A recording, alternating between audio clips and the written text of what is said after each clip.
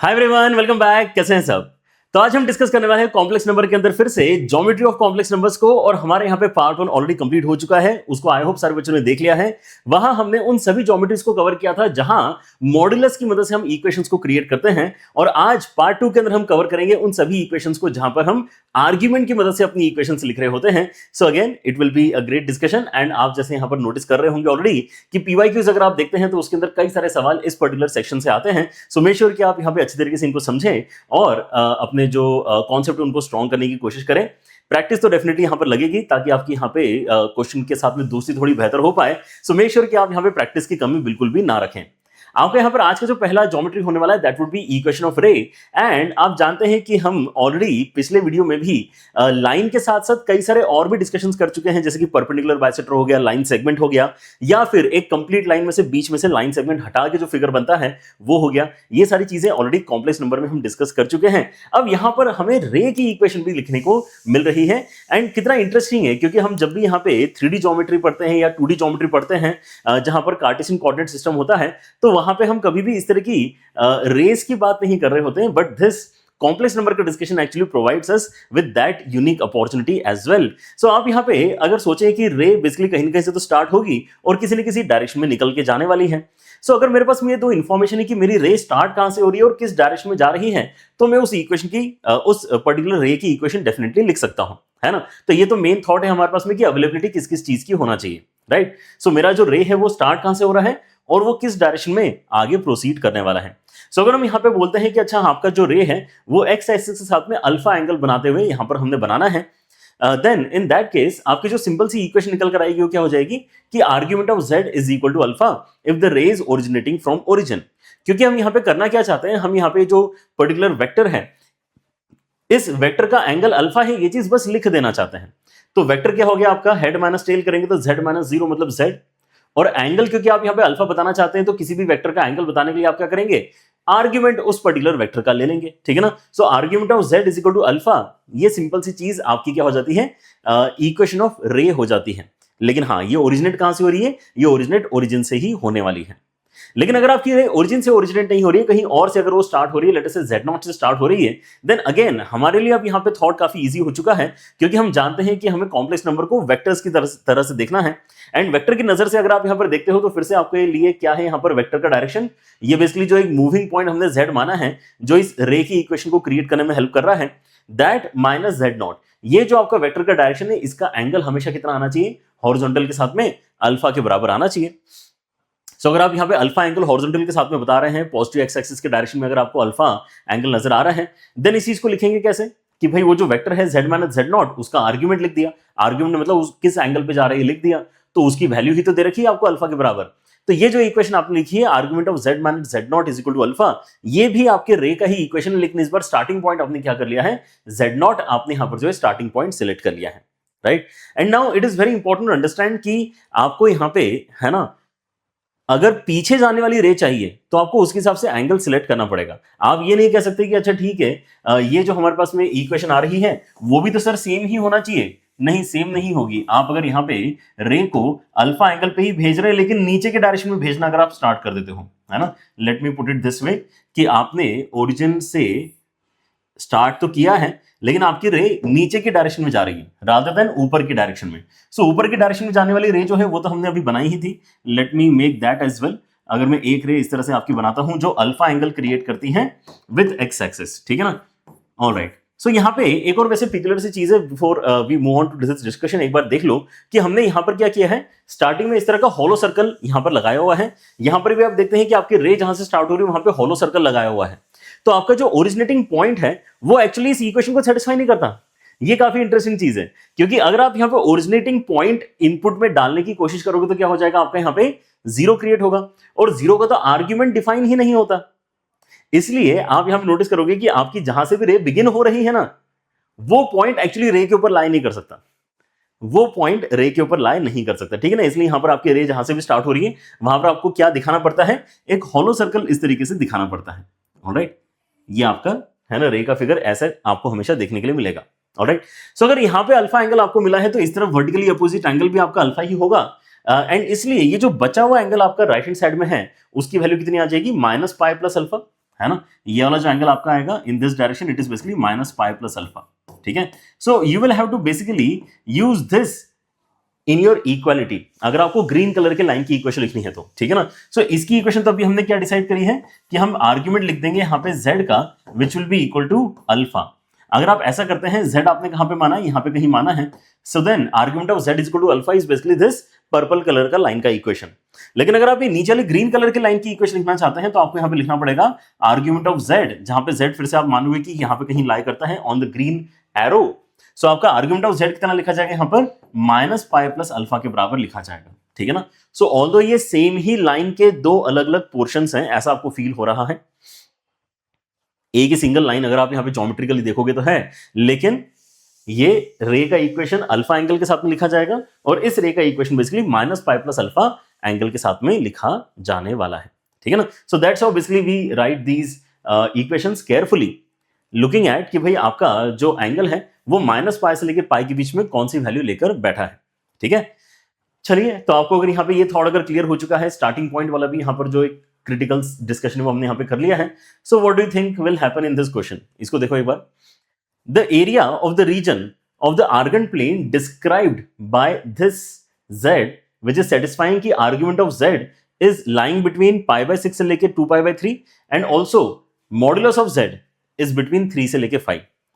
सो हम यहाँ पे स्ट्रक्चर क्रिएट करने की अगर कोशिश करेंगे तो ये तो हमें यहाँ पर पता है, और कभी भी हम यहाँ पे इनइक्वालिटीज को अगर देखते हैं तो हमने पिछली वीडियो में भी इस बात को डिस्कस किया है कि हम पहले तो इक्वालिटी ही प्लॉट करेंगे, फिर हमें पता है कि इनइक्वालिटी होने की वजह से आपको एक रीजन मिलने वाला है, लेकिन वो रीजन ऑब्वियसली वो जो बाउंड्रीज हम क्रिएट करेंगे यूजिंग इक्वालिटी उसकी मदद से ही डिफाइन होने वाला है, ठीक है ना। तो वहां से चीजें पकड़ना ज्यादा आसान हो जाता है, right. So let us first select this section कि भाई argument of z is equal to pi by 6 कैसे बनेगा and argument of z is equal to 2 pi by 3 कैसे बनेगा, राइट। सो काफी सिंपल है, यहां पर देखते से हमें पता चल रहा है कि यार ये है अल्टीमेटली क्या, एक रे का ही इक्वेशन। दो रेस के इक्वेशन है, एक रे आपकी जा रही है पाई बाय 6 एंगल पे और एक रे आपकी जा रही है 2 पाई बाय 3 एंगल पे। क्या एटलीस्ट इतना हम यहाँ पे नोटिस कर पा रहे हैं कि आपके जो रेस के बीच में एंगल होगा वो कितना होगा। एक रे अगर आपकी यहाँ पे पाई बाय 6 डायरेक्शन में आगे जा रही है, मतलब 30 डिग्रीज एंगल बना रही है विद एक्स एक्सिस, और एक रे आपकी आगे जा रही है at an angle of 2 pi by 3। So इन दोनों के बीच में आपका ओवरऑल एंगल हो जाएगा 90 डिग्री के बराबर, ठीक है ना। जल्दी बताओ क्या ये चीज क्लियर है। 120 और 30 का सब्ट्रैक्शन कितना आ जाएगा, 90 के बराबर आपका आने वाला है। इस तरह से हमारे पास में दोनों रेस जा रहे हैं, राइट। हमें क्या करना है, हमें यहाँ पे गारंटी करना है कि आपका जो आर्ग्यूमेंट है किसी भी कॉम्प्लेक्स नंबर z का वो पाई बाय 6 से बड़ा होना चाहिए। तो ये जो रे है इस रे के ऊपर एग्जैक्टली पाई बाय 6 है, तो बड़ा आर्ग्यूमेंट करने के लिए हमें क्या करना पड़ेगा, इस तरफ कहीं ना कहीं अपने पॉइंट्स को लेना पड़ेगा। लेकिन आपका आर्ग्यूमेंट 2 पाई बाय 3 से बड़ा ना हो जाए इसका भी ख्याल रखना पड़ेगा, मतलब आपको व्हाइट लाइन के इस तरफ रहना पड़ेगा। मतलब ये जो आपको सेक्शन मिल रहा है इस सेक्शन में कहीं ना कहीं आपके पॉइंट्स लाई करने चाहिए, ठीक है ना। z इस एरिया में कहीं ना कहीं आपका इस एंगल के बीच में कहीं ना कहीं लाई करेगा। फर्दर आप यहां पे देखते हैं कि आपके इसमें दो ज्योमेट्रीज और हैं, एक है आपके इसमें मॉड z इक्वल टू 3 वाली ज्योमेट्री, एक है mod z is equal to 5 वाली ज्योमेट्री। उसके बाद में हम क्या करेंगे, बाउंड्रीज एक बार हमारी बन जाती है तो फिर इनइक्वालिटी देखेंगे कि वो किस रीजन में हमें यहाँ पे पुश कर रही है। Alright, so let us create the circles. आपके यहाँ पर जो सर्कल बनेंगे उसमें एक सर्कल है जिसका साइज कितना है, जिसका रेडियस कितना है, जिसका रेडियस बेसिकली आपके 3 वैल्यू के बराबर है, 3 वैल्यू के बराबर है। एंड एक और बनाएगा यहाँ पे सर्कल जिसमें रेडियस की वैल्यू आप कितनी पकड़ के चलोगे, रेडियस की वैल्यू हो जाएगी आपकी 5 के बराबर। ओके, ऐसा कुछ हम यहां पे बना सकते हैं। डन। सो आपके इसमें यहां पे अब जो है सारे ही फिगर्स बन चुके हैं। हम चाह रहे हैं अब ये कि मॉड z की वैल्यू 3 से एक्चुअली बड़ी होनी चाहिए, 3 से बड़ी होनी चाहिए, मतलब हम यहां पे येलो सर्कल के बाहर जाना चाहते हैं। और ये जो मॉड z की वैल्यू है ये 5 से छोटी होना चाहिए, मतलब हम रेड सर्कल के अंदर जाना चाहते हैं। तो अब इन सभी कंडीशंस को एक बार आप सोचो कि आपको इस एंगल के अंदर भी रहना है, रेड सर्कल के अंदर भी रहना है, येलो सर्कल के बाहर भी रहना है। सो ओवरऑल जब आप यहाँ पे अपने फिगर को प्लॉट करने की कोशिश करते हैं, then this is the reason that they are actually asking कि यार इस रीजन का एरिया निकाल के बताओ। राइट, बन गया ना बढ़िया सा एरिया। लेकिन इसको कैलकुलेट करना कोई खास मुश्किल काम नहीं है, ठीक है ना। इसको कैलकुलेट तो हम काफी इजीली कर लेंगे, क्योंकि पहली बात तो आपका यहाँ पे क्योंकि 90 डिग्री बन रहा है तो ये पक्की बात है कि ये क्वाड्रेंट्स क्रिएट हो रहे हैं। ठीक है ना। सो आपके उसमें यहाँ पर ये जो पूरा का पूरा एक सेक्टर है, ये क्वाड्रेंट है, फिर ये जो रेड के साथ में एक सेक्टर बन रहा है वो भी एक क्वाड्रेंट है। सो दोनों क्वाड्रेंट्स के एरिया का जो सब्ट्रैक्शन है वही यहाँ पर आपका क्या होना चाहिए, शेडेड रीजन का वैल्यू होना चाहिए। समझे क्या? जो आपका शेडेड रीजन का एरिया है वो कैसे आ जाएगा, क्वाड्रेंट मतलब 1/4 of pi r square minus 1/4 of pi r square. यही इस क्वेश्चन का आंसर होना चाहिए। 1/4 ऑफ पाई आर स्क्वायर, 1/4 क्यों? क्योंकि हम यहाँ पे 90 डिग्री अगर क्रिएट करते हैं तो पूरे सर्कल का जो एरिया है उसका 1/4 बेसिकली डिस्कशन में आता है, राइट। और हमें यहाँ पे 1/4 वाला जो सेक्शन बड़े सर्कल का माइनस छोटे सर्कल का ये पिज्जा वाला सेक्शन जो है हमें हटाना है, ठीक है ना। तो पिज्जा का क्रस्ट बच गया आपका, ऐसा आप यहाँ पे बेसिकली सोच सकते हो, ऑलराइट। सो कितना आ जाएगा यहाँ पे 25/9, मतलब ये आ जाएगा 16 पाई बाय 4, मतलब हमारा आंसर आ जाएगा यहाँ पे टोटल 4 पाई के बराबर। एंड यहाँ पे ये बोल रहे हैं कि अगर मैं इसको रिप्रेजेंट कर सकता हूँ के स्क्वायर पाई के जैसा, अभी ये गलती मत करना, के का वैल्यू 4 मत रिपोर्ट कर देना, हमें इसको समथिंग स्क्वायर पाई बोलना है। तो समथिंग का वैल्यू आपका एक्चुअली कितना आएगा, 2 के बराबर इस क्वेश्चन में निकल कर आने वाला है, ठीक है ना। मतलब सी ऑप्शन इस क्वेश्चन में हमारा करेक्ट बनेगा। Done. So if you know the equations then geometry plot करना और यहाँ पे डिस्कशंस आगे कंटिन्यू करना काफी ज्यादा आसान हो जाता है ना। चलिए आगे देखते हैं यहां क्या हो रहा है, ये भी बहुत इंटरेस्टिंग सवाल है आपका। Find the least value of r for which the two curves argument of z is equal to -π/6 and z plus 2√3i का मॉड इक्वल टू r। ये जो सेकंड इक्वेशन है ये किसकी है? पहली वाली तो रे की, अभी अभी हम पढ़ के आए हैं, argument of z is equal to -π/6 is a ray, जो -π/6 एंगल बनाते हुए हमने क्रिएट करी है। ये आपके सर्कल का इक्वेशन है जिसका सेंटर कहां पर होना चाहिए, -2√3i पे होना चाहिए। कहां होना चाहिए, -2√3i पे होना चाहिए, है ना, क्योंकि हम यहां पे सर्कल की इक्वेशन में z minus z0 is equal to radius ऐसा लिखते हैं। तो हम यहां पर बताना है लीस्ट वैल्यू ऑफ r, ताकि आपके पास में क्या आ जाए, एटलीस्ट वन सॉल्यूशन या वन कॉमन पॉइंट तो आ जाए, है ना। तो ज्योमेट्रिकली एक बार नोटिस करते हैं कि यहाँ पे आपका जो सिचुएशन है ना, वो कैसा बन रहा है। So we definitely have a ray starting from origin going at an angle of -π/6। ठीक भाई साहब, तो बना लेते हैं इस चीज को। आपकी रे जो है ये नीचे इस तरह से जा रही है, राइट। सो आपको यहाँ पे स्टार्टिंग पॉइंट पे गोला बनाना है तो बना सकते हो, ठीक है ना, काफी बढ़िया चीज है, क्योंकि आपका स्टार्टिंग पॉइंट जो है वही आपके रे के ऊपर लाए नहीं करता है, ठीक है ना। सो 30 डिग्रीज नीचे के डायरेक्शन में हमने यहाँ पर क्या कर दिया है, अपने रे को भेज दिया है। अब हमारे पास में जो अवेलेबल सर्कल है उसका सेंटर तो देखो हमें गारंटी है कि कहां पर है, -2√3i पे है, ठीक है ना, क्योंकि इसको ऐसा लिखना जरूरी है, z माइनस समथिंग। तो जो माइनस समथिंग जो होता है वही आपका सेंटर बेसिकली होता है, ठीक है ना। तो यहाँ पे सेंटर हमारा बनेगा कितना, -2√3i, यहाँ पे कहीं लेटर से हमने यहाँ पर मान लिया, ठीक है। सो यहाँ पे अगर आप अपना सेंटर मानते हैं तो ये क्या कहना चाहता है कि r की अब मिनिमम वैल्यू बताओ ताकि आपको कम से कम एक कॉमन पॉइंट मिले। तो आप सोच सकते हो कि यहाँ पर क्या होगा, धीरे धीरे आपके यहाँ पे सर्कल का रेडियस अगर आप बढ़ाना स्टार्ट करते हो, सो कोई तो ऐसा लोकेशन आएगा, है ना, सर्कल का धीरे धीरे अगर आप यहाँ पे रेडियस बढ़ाना स्टार्ट करते हैं तो बढ़ाते बढ़ाते कोई ना कोई तो ऐसा सिचुएशन आपका मिल ही सकता है जहां पे ये क्या कर जाएगा, टच कर जाएगा। और ये अगर टच कर रहा है, ये आपका सर्कल अगर उस लाइन को टच कर रहा है तो आपका कॉमन पॉइंट यहाँ पे आ गया है। उससे बड़ा अगर आप करोगे तो यहाँ पे मल्टीपल सॉल्यूशंस आने के चांसेस बनेंगे, ठीक है ना। ऑलराइट, मिनिमम वैल्यू चाहिए, मैक्सिमम नहीं चाहिए, मिनिमम चाहिए, ठीक है ना। सो अगर मिनिमम वैल्यू चाहिए मतलब हम सर्कल को बस इसको टच करवाने वाले कंडीशन को मीट करवाना चाहते हैं। एंड टू डू दैट हम क्या बोलेंगे कि यार आपका जो रेडियस है वो एग्जैक्टली इस सेंटर से जो परपेंडिकुलर ड्रॉप का लेंथ है उसके बराबर करवा दो ना। जो आपका रेडियस है उसको परपेंडिकुलर ड्रॉप के बराबर करवा दो तो आपका काम हो जाएगा। लेकिन अब ये जो काम हम करने के लिए आपको बोल रहे हैं ये जो काम हम आपको करने के लिए बोल रहे हैं इसके लिए आप कैलकुलेशन करोगे कैसे। आप यहां पे देख सकते हैं कि ये वाला वैल्यू हमारे पास में कितना है, ये वाला वैल्यू हमारे पास में 30 डिग्रीज के बराबर है। तो बचा हुआ एंगल आपके पास में कितना है, बचा हुआ एंगल आपका 60 डिग्रीज के बराबर है। और ये जो आपका लेंथ है ये आपका 2√3 के बराबर निकला है, राइट।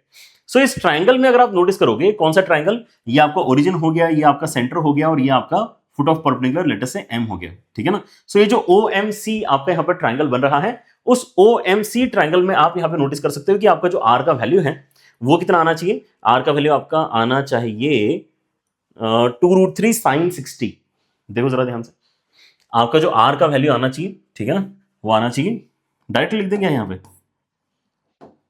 ये r का वैल्यू आना चाहिए आपका 2√3 के साथ में sin 60 के बराबर, ठीक है ना। बस यहीं से आपका आंसर आ जाएगा, ऑलराइट।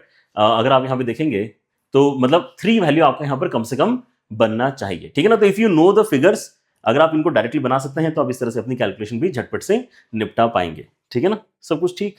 2√3 आपका यहाँ पर डिस्टेंस है, सो 2√3 के साथ में आपको यहाँ पर क्या मिल रहा है, आपको यहाँ पे √3/2 मिल रहा है। सो 2 into आपका कैंसिल हो जाएगा, √3 मल्टीप्लाई करके 3 इस क्वेश्चन में आपका फाइनल आंसर बन जाएगा। मतलब ए ऑप्शन इस क्वेश्चन में करेक्ट आपका निकलना चाहिए, ठीक है, डन।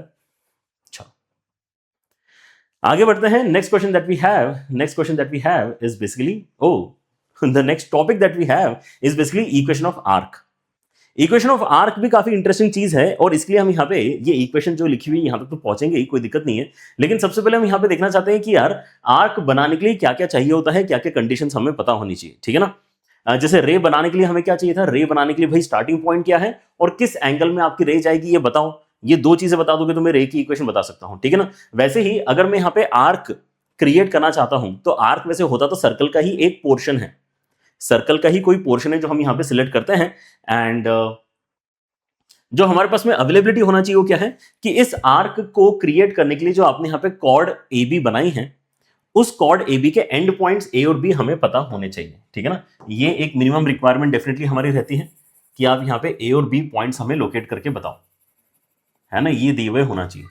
और ये भी बताओ कि आप जो आर्क बनाना चाहते हो वो कितना एंगल सबटेंड करेगा, है ना। वो आर्क जो आपका है ना, उस आर्क के ऊपर ये जो ए बी कॉर्ड है ये कितना एंगल सबटेंड करेगा, ये भी आपने हमें बताना है। अगर ये 2 चीजें आप मुझे बता दोगे तो मैं यहां पे आर्क की इक्वेशन लिख सकता हूं। ए और बी मुझे दे दो और उसके साथ में अल्फा वैल्यू बता दो, and that's why the equation basically has all these 3 parameters, है ना। z तो क्या है आपका, वो वेरिएबल पॉइंट है जो इक्वेशन क्रिएट करने में हेल्प कर रहा है। ओके, सो नाउ आपको यहां पर ये पता होना चाहिए कि यार आर्क की प्रॉपर्टी क्या है। समझो, जैसे हमने यहाँ पे लास्ट क्लास में सर्कल पढ़ा था, हमने अभी रे पढ़ा है, लास्ट क्लास में हमने स्ट्रेट लाइन भी पढ़ा था, बहुत सारी चीजें, परपेंडिकुलर बाइसेक्टर पढ़ा था। तो कोई भी चीज अगर आप इक्वेशन के फॉर्मेट में कन्वर्ट करके लिखना चाहते हो तो वो कौन सी प्रॉपर्टी सेटिस्फाई कर रहा है, वो कौन सी रिस्ट्रिक्शन सेटिस्फाई कर रहा है, उस चीज को मेंशन करना जरूरी है। सो अगर मैं यहाँ पे आर्क डिसाइड करता हूं कि मैं इस आर्क के बारे में बात करना चाहता हूं, ठीक है ना, मैं अगर इस आर्क के बारे में बात करना चाहता हूं, ये वाले आर्क के बारे में, ठीक है। सो इस आर्क में क्या खास बात है, इस आर्क में एक खास बात है कि जो ए बी कॉर्ड है वो इस आर्क के ऊपर किसी भी पॉइंट को अगर आप पकड़ लोगे तो उसके ऊपर कितना एंगल सबटेंड करेगा, हमेशा अल्फा एंगल ही सबटेंड करेगा, चेंज ही नहीं करने वाला। वो हमेशा ही अल्फा एंगल सबटेंड करने वाला है। आप चाहे इस पॉइंट को पकड़ लो, यहां पे एंगल सबटेंडेड देख लो, चाहे आप इस पॉइंट को देख लो, यहां पे एंगल सबटेंडेड देख लो, जो भी आप पॉइंट यहां पे सिलेक्ट करने वाले हो, इन एवरी सिचुएशन आपको ये एंगल तो अल्फा ही मिलेगा। दैट्स वाई हम क्या करना चाहते हैं, हम अल्फा के टर्म्स में कुछ ना कुछ यहां पर बातें करना चाहते हैं, ठीक है ना। यहां पे आपको अल्फा मिलेगा, यहां पर भी आपको अल्फा मिलेगा, और यहां तो अल्फा मिल ही रहा था, राइट। सो एंगल सबटेंडेड आपका यहां पर जो है चेंज नहीं होता है, ये हमारे सर्कल की प्रॉपर्टी है। Angle subtended by chord in arc is always a constant angle, ठीक है ना। ये अल्फा एंगल आपका सब जगह कैरी हो जाएगा। तो हम यहां पर ये बोलना चाहते हैं कि अच्छा ठीक है, आप अगर यहां पे 2 वेक्टर्स पकड़ते हो, क्योंकि हम यहां पे अब पूरी कहानी जो है वेक्टर्स में बात करना सीख चुके हैं, ठीक है ना, तो हमारी बातें अब वैसी ही होना चाहिए। तो मैं यहां पे एक वेक्टर पकड़ रहा हूं, बेसिकली पी से लेके बी तक का वेक्टर, मैं पी से लेके बी तक का जो वेक्टर है उसको पकड़ता हूं, ठीक है ना। और मैं कहता हूं कि इसका हम क्या करेंगे, इसका हम बेसिकली आर्ग्यूमेंट निकालने की कोशिश करते हैं। ये वेक्टर किस डायरेक्शन में जा रहा है इस बात को यहां पे मेंशन करते हैं, ठीक है ना। सो ये वेक्टर जिस भी डायरेक्शन में जा रहा है उसके कंपैरिजन में जो आपका ये जो पी ए वेक्टर है वो जिस डायरेक्शन में जा रहा है, उनका जो डिफरेंस है वो पक्के से अल्फा के बराबर आना चाहिए। सोच के बताओ। और मैं कॉन्फिडेंस के साथ में कैसे कह सकता हूं कि मेरा यहां पर पॉजिटिव ही आंसर आएगा। ये काफी इंपॉर्टेंट यहां पर डिस्कस करना, ठीक है ना, कि आप यहां पे राइट हैंड साइड में पॉजिटिव वैल्यू लिख रहे हो, अल्फा इज सम एंगल जो हमें यहां पर मिल रहा है, ठीक है ना। तो आप यहां पे नोटिस कर सकते हो कि आपका जो वेक्टर है पी ए, ये जब एंटी क्लॉकवाइज डायरेक्शन में अल्फा से रोटेट होता है, ये जब एंटी क्लॉकवाइज डायरेक्शन में अल्फा से रोटेट होगा ना, तो आपको यहां पर जो एंगल है वो पीबी का मिलेगा। मतलब अल्फा एंगल आपने अगर एंटी क्लॉकवाइज डायरेक्शन में रोटेट किया है, मतलब आपने पॉजिटिव डायरेक्शन में अपना एंगल काउंट किया है। क्योंकि एंटी क्लॉकवाइज डायरेक्शन आपका पॉजिटिव एंगल माना जाता है एंगल के काउंटिंग के पर्सपेक्टिव से, ठीक है ना। मतलब ये कम रहा होगा ना, आपका जो पीए का एंगल है ये कम एंगल रहा होगा, तभी आप यहां पे थोड़ा सा एंगल ऐड करके इस पर्टिकुलर डायरेक्शन तक पहुंचे हो, राइट। सो हमेशा आप यहां पे नोटिस करो कि आपको क्लॉकवाइज डायरेक्शन में मूव करने की जरूरत पड़ रही है या एंटी क्लॉकवाइज डायरेक्शन में मूव करने की जरूरत पड़ रही है, ठीक है ना। सो क्योंकि एंटी क्लॉकवाइज डायरेक्शन में मूव करना हमेशा पॉजिटिव एंगल जनरेट करता है, सो कोशिश हमारी यही रहती है कि हम कोशिश करें कि यार हमारा स्टार्टिंग पॉइंट से लेके फाइनल पॉइंट तक का जो जर्नी है वो एंटी क्लॉकवाइज डायरेक्शन में हमेशा हो, राइट। सो हम ये जानते हैं कि इसका जो भी आर्ग्यूमेंट होगा, इसका जो भी आर्ग्यूमेंट होगा, ये तो पक्की बात है कि उनका जो डिफरेंस होगा वो पक्के से अल्फा के बराबर ही आएगा। क्योंकि अभी तो पी हमने यहां पे सोच के अपना डिस्कशन किया, भाई चलते चलते पी यहां पर भी तो आएगा, तो क्या यहां पे पी बी का एंगल चेंज नहीं होने वाला? क्या बिल्कुल होने वाला है। क्या आपका पीए का एंगल चेंज होगा? बिल्कुल होगा, लेकिन इनका डिफरेंस हमेशा अल्फा के बराबर मेंटेन होगा। That is why this equation, right. और अगर आप यहां पे पीबी वेक्टर लिखते हो, अब यहां पे कन्वर्जन हो जाएगा किसके टर्म्स में? कन्वर्जन हो जाएगा आपका वेक्टर्स के टर्म्स में, सॉरी वेक्टर्स नहीं, कॉम्प्लेक्स नंबर्स के टर्म्स में। तो आपको यहाँ पर ये जो पी से लेके बी तक का जर्नी है ना, इसको लिखना है तो हेड माइनस टेल अगर आप करते हो तो z2 माइनस z क्रिएट होगा। और वैसे ही यहाँ पे अगर आप देखते हैं तो आपको क्या क्रिएट होता हुआ नजर आना चाहिए?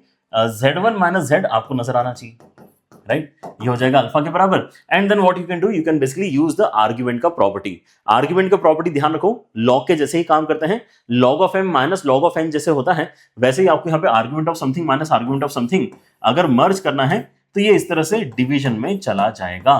And this is what is the equation जहां तक हम पहुंचना चाहते थे, राइट। ये है हमारा फाइनली आर्क का इक्वेशन। कौन से आर्क का इक्वेशन? जो वहां हमें नजर आ रहा है, ये जो ग्रीन कलर का आर्क अभी हमने यहाँ पे शेड किया है उसकी इक्वेशन आ गई है ये, जो कि यहां पर भी लिखी हुई है ना। ऐसे कैसे पहुंचे हैं, 2-3 स्टेप हमने यहां पर करके आपको बता दिए हैं। समझे आर्क की इक्वेशन कैसे आ रही है? सिंपल है। तो जब भी ये अरेंजमेंट आपको नजर आएगा, argument of z2 minus z upon z1 minus z, इसको आप अल्फा के बराबर अगर देखते हो तो आप समझ जाना कि ये आर्क की बात हो रही है, पूरा सर्कल नहीं है यहाँ पे, ये ध्यान रखना, ये केवल पार्ट ऑफ ए सर्कल है। ऑलराइट। अच्छा, और क्या मॉडिफिकेशंस आपको यहाँ पे क्वेश्चन में नजर आ सकते हैं? आपको नजर आ सकता है कि यार आपने क्या किया है, यहाँ पे ऊपर नीचे माइनस मल्टीप्लाई कर दिया है, तो rather than writing like this, हो सकता है कि आपको z minus z2 upon z minus z1 दिखाई दे, चलेगा। या फिर हो सकता है कि आप इसको ऊपर नीचे कर दो, है ना, हो सकता है कि z1 ऊपर हो z2 नीचे हो। डिफाइन कैसे होगा? डिफाइन अल्टीमेटली ऐसे होगा कि भाई हमने अपनी जर्नी कैसे कवर करी है ना, हम छोटे से बड़े तक की जर्नी कवर करेंगे तो हमें पता लगेगा कि यार ऊपर क्या होना चाहिए और फिर नीचे क्या चीज आपकी प्रॉपर्टी की वजह से जाने वाली है, ठीक है ना। क्वेश्चन करेंगे तो और भी फर्दर आपको यहाँ पर जो है क्लैरिटी में देने की कोशिश करूंगा कि आपको यहाँ पर z2 ऊपर यूज करना है या z2 नीचे यूज करना है ना, वो आपको फिगर में देख के अपना यहाँ पर आइडिया लेना पड़ता है। डन। चलिए, मतलब ऐसा मत कर देना कि क्वेश्चन में रैंडम पॉइंट z2 नाम से दिया हुआ है तो हम यहाँ पे फॉर्मूले के अंदर z2 उसी पॉइंट पे डाल देंगे, ऐसा नहीं है, ठीक है ना। आपको सिचुएशन समझ के देखना पड़ेगा कि भाई z1 ऊपर है कि z2 नीचे है ना, z2 ऊपर है z1 नीचे, जो भी है, मतलब यहाँ पर आपको डिसाइड करना पड़ेगा, ठीक है ना। बट ये मोटा मोटा इक्वेशन इस तरह से आपका नजर आ रहा होता है, ये हम ध्यान रखेंगे, ठीक है। चलिए, सो हम यहाँ पे इक्वेशन ऑफ आर्क तो अभी यहाँ पे समझ में आया ही है। हम यहाँ पे फर्दर क्या नोटिस कर सकते हैं कि आर्क के लेंथ के जो है वेरिएशंस आपको देखने के लिए मिलेंगे। कभी कभी हो सकता है कि आपका जो आर्क डिस्कशन में आ रहा है वो ये बड़ा वाला मेजर आर्क हो सकता है कि आपको कभी कभी सेमी सर्कल डिस्कशन में आए, हो सकता है कभी कभी आपका माइनर आर्क जो है, सॉरी, वो डिस्कशन में आए। सो डिपेंड किस पे करेगा कि आप एंगल सबटेंडेड बेसिकली कितना बड़ा लेके चल रहे हो, ठीक है ना। अगर एंगल सबटेंडेड आपको काफी बड़ा दिख रहा है, π/2 से बड़ा अगर आपको एंगल सबटेंडेड नजर आ रहा है कहां पे, आर्क के ऊपर, तो फिर वो डेफिनेटली आपके सर्कल में आप नोटिस कर सकते हो कि वो माइनर आर्क का डिस्कशन इसका मतलब डिफाइन होना चाहिए, ठीक है ना। अगर आपको मेजर आर्क मिल रहा है डिस्कशन में, तो मेजर आर्क आपको तभी मिलता है जब आपका एंगल सबटेंडेड मेजर आर्क के ऊपर कैसा होता है, अल्फा एक एक्यूट एंगल होता है, राइट। सो एंगल की वैल्यू देख के आप बता सकते हो, ये जो अल्फा की वैल्यू है, इस अल्फा की वैल्यू को देख के आप बता सकते हो कि आपका जो आर्क है वो बड़ा बनेगा, छोटा बनेगा या सेमी सर्कल बनेगा। ऑलराइट, ये सारी चीजें हम एंगल को देख के नोटिस करते रहेंगे। डन है, ठीक है।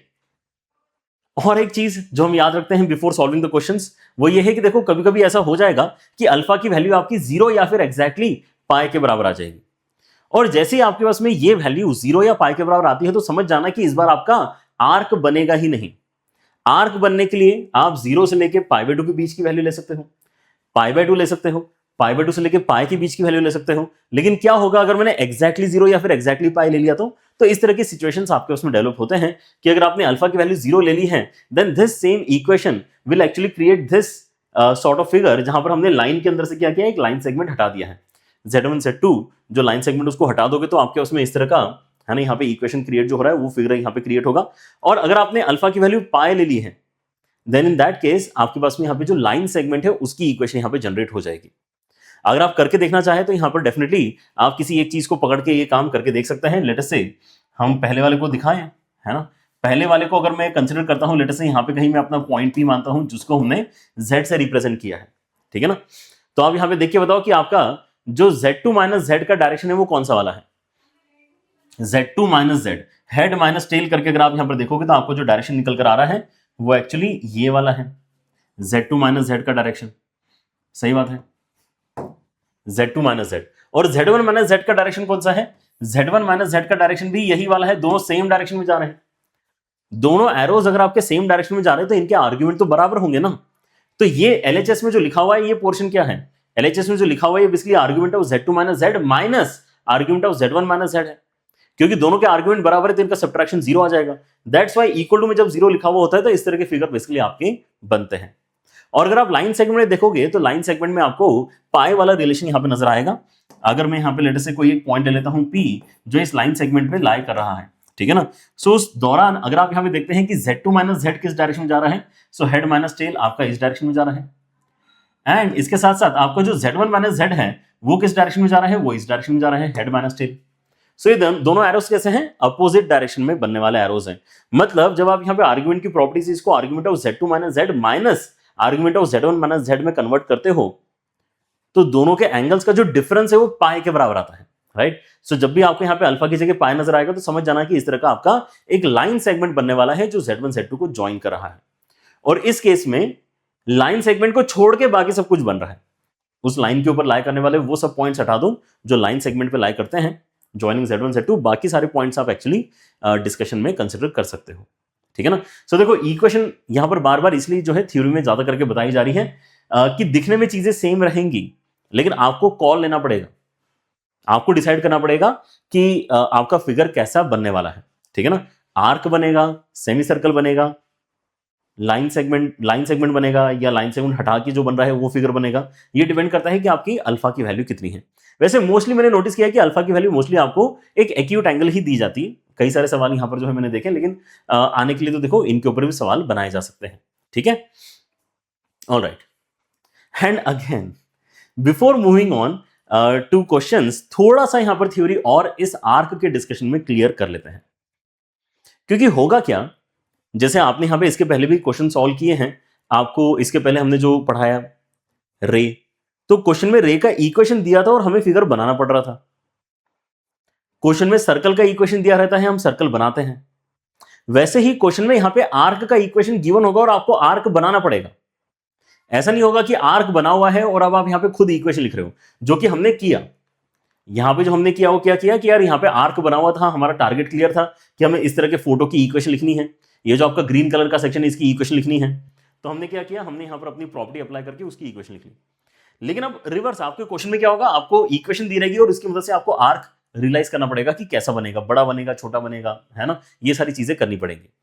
So let us discuss this as well कि अगर मेरे पास में है ना अल्फा लेटर से एक्यूट है और मुझे यहाँ पे लोकेट करना पड़ रहा है कि यार आर्क एग्जैक्टली कहां लोकेटेड होने वाला है, राइट। जबकि मेरे पास में यहाँ पे Z1 Z2 पॉइंट्स तो अवेलेबल हैं और अल्फा की वैल्यू कोई एक्यूट एंगल दी हुई है, मान लो कि लेटर से π/4 दी हुई है। अभी के लिए मान लो कि π/4 दी हुई है, कोई दूसरा एंगल आपको अच्छा लग रहा है तो वो मान सकते हो, कोई दिक्कत नहीं, राइट। सो आप यहां पे नोटिस करो कि मैंने यहां पे दो इक्वेशंस लिख के रखी है ना। हो सकता है कि आपके क्वेश्चन में ऐसा कुछ नजर आ रहा होगा, हो सकता है आपके क्वेश्चन में ऐसा कुछ नजर आ रहा होगा।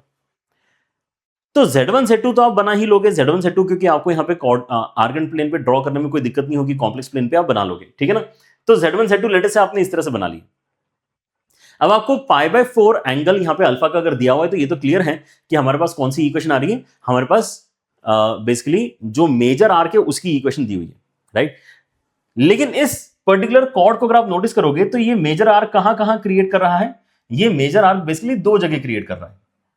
मेजर आर्क को इस तरफ भी क्रिएट कर सकता है, समझ रहे हो, और मेजर आर्क वो उस तरफ भी क्रिएट कर सकता है। तो इन दोनों में से कौन से आर्क की इक्वेशन हमने यहां पे है ना यहां पर दी हुई है, ऐसा पहचानेंगे। कैसे पहचानेंगे कि ये जो येलो कलर से अभी मैंने शेड किया है उसकी इक्वेशन का डिस्कशन चल रहा है, या अब जो मैं यहां पे ब्लू कलर से शेड करने वाला हूं उसका डिस्कशन चल रहा है। समझे इस बात को? क्योंकि जो बहुत अच्छे आपके सवाल होंगे ना, जो थोड़े से इजी क्वेश्चंस होंगे, उसमें तो फर्क नहीं पड़ता कि आपने अपना फिगर कैसे बना दिया, लेकिन जो थोड़े अच्छे सवाल आपको यहां पे मिलेंगे उसमें दिक्कत होगी, है ना। उसमें क्योंकि क्लियरली पता होना चाहिए कि आपका जो आर्क बन रहा है वो कॉर्ड के उस तरफ वाला आर्क बन रहा है या कॉर्ड के इस तरफ वाला आर्क बन रहा है। वेरी वेरी इंपॉर्टेंट, ठीक है। सो उसके लिए आपको यही करना पड़ेगा, आपको यहां पर बेसिकली अपना जो एक जनरल पॉइंट है उसको मानना पड़ेगा, ठीक है ना। तो कोई बड़ी बात नहीं है ऐसी, मतलब डिस्कशन इंपॉर्टेंट जरूर है लेकिन डिफिकल्ट नहीं है। लेट से मैंने यहां पे कोई एक पॉइंट बेसिकली येलो वाले आर्क के ऊपर कंसिडर कर लिया, ठीक है ना। और इसको अगर मैं थोड़ी देर के लिए अब यहां पे पी अगर कह रहा हूं, ठीक है ना, इसको अगर मैं पी पॉइंट लेता हूं जिसको मैंने यहां से जेड से अभी रिप्रेजेंट किया है, ठीक है ना। सो आप यहां पे फिर से वही करके देखो कि यार आपके पास में जो मूवमेंट है वो एंटी क्लॉकवाइज डायरेक्शन में किस वेक्टर से किस वेक्टर की तरफ जा रहा है। तो आप रियलाइज करते हो कि अच्छा मेरा जो मूवमेंट है वो इस डायरेक्शन में बेसिकली एंटी क्लॉकवाइज डायरेक्शन में जा रहा है, अल्फा एंगल जो हमें यहां पे दिखाई दे रहा है, right.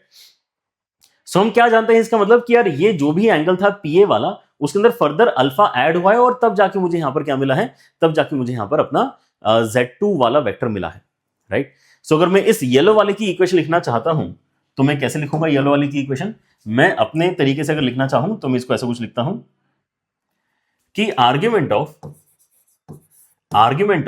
Z2 minus Z minus argument of Z1 minus Z ये अल्फा के बराबर होना चाहिए। अगर ये आप बेसिकली कैलकुलेशन करते हो तो आपको आर्ग्यूमेंट के अंदर क्या मिल जाएगा, Z2 minus Z upon Z1 minus Z, this is equal to alpha. अब अगर आप नोटिस करोगे तो ये वाला इक्वेशन और ये वाला इक्वेशन दोनों में ही Z2 तो नीचे है, जबकि हमारे पास जो इक्वेशन आया उसके अंदर तो Z2 ऊपर है, राइट। तो हम यहां पे क्या कर सकते हैं, माइनस दोनों साइड मल्टीप्लाई कर सकते हैं और आर्ग्यूमेंट की प्रॉपर्टी इस्तेमाल कर सकते हैं, ठीक है। माइनस अगर दोनों साइड मल्टीप्लाई करेंगे तो minus of argument of Z2 minus Z upon Z1 minus Z, ये हो जाएगा माइनस अल्फा के बराबर। और फिर ये जो माइनस साइन है इसको हम क्या कर सकते हैं, जैसे लॉग में हम पावर में भेजते हैं ना चीजें, वैसे ही यहां पर फिर से आप पावर में चीजें भेज सकते हो।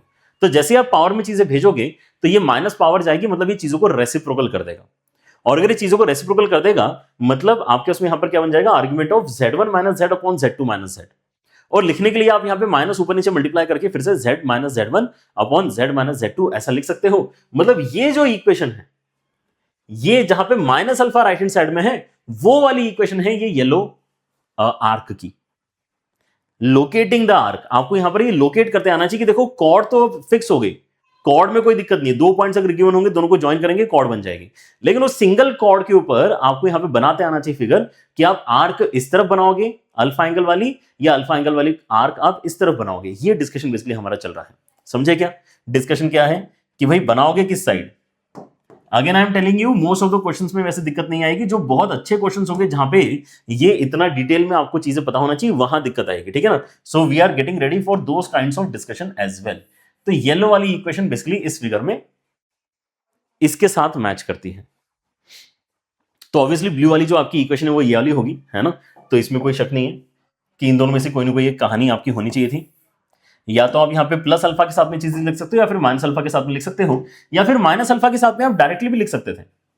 समझ रहे हो? हम ये बोल सकते थे कि अगर मैं आर्ग्यूमेंट ऑफ दिस छोटा value minus argument of that बड़ा वैल्यू कर दूं तो सब्ट्रैक्ट करके मुझे माइनस अल्फा मिलेगा। तो ये भी इक्वेशन आप डायरेक्टली वैसे लिख सकते थे कि argument of Z minus Z1 कर दिया, उसमें से argument of Z minus Z2 subtract कर दिया, तो भाई छोटे में से बड़ा सब्ट्रैक्ट कर दिया, सो नेगेटिव में आपका आंसर आ गया। अब लेकिन हमें पता नहीं था ना कि भाई ये कहानी कहां हमें लेके जाने वाली है, इसलिए हमने जो हमारा स्टैंडर्ड तरीका है उसी तरीके से हमने इसको स्टार्ट किया था, ठीक है। ऑलराइट, बढ़िया बात है। सो ये चीज तो हमें आ गई है समझ में। अगर आप चाहो तो एक बार हम और डिस्कशन यहां पर इसका अच्छे से करके दिखा देते हैं, जहां पर एक बार फिर से आप पॉइंट कहां ले लो, पॉइंट आप यहां पे ले लो। अरे क्या हो गया, पॉइंट आप यहां पे ले लो, ठीक है ना। यहां पे अगर आप सेकंड वाले कर्व के ऊपर अगर अपना पॉइंट पकड़ते हो एंड इसको अगर आप कहते हो लेट अस से P, इसको आप अगर कहते हो P, जो आपका Z लोकेशन है, जो मूविंग पॉइंट है बेसिकली आपका, ठीक है ना। तो आप यहां पे नोटिस करते हो कि भाई अब मुझे यहां पे एंटी क्लॉकवाइज डायरेक्शन में अगर जाना है तो मैं किस वेक्टर से किस वेक्टर तक आने की कोशिश करूंगा। अगर मुझे एंटी क्लॉकवाइज डायरेक्शन में जाना है तो मैं यहां पे जो पीबी वेक्टर है उसको उठा के पी ए तक लेके आना चाहूंगा। मतलब यहां पे हमारा जो एंगल बड़ा है वो किसका हो गया, जो आपका पीए वाला एंगल है वो बड़ा हो गया, राइट। सो इसका मतलब argument of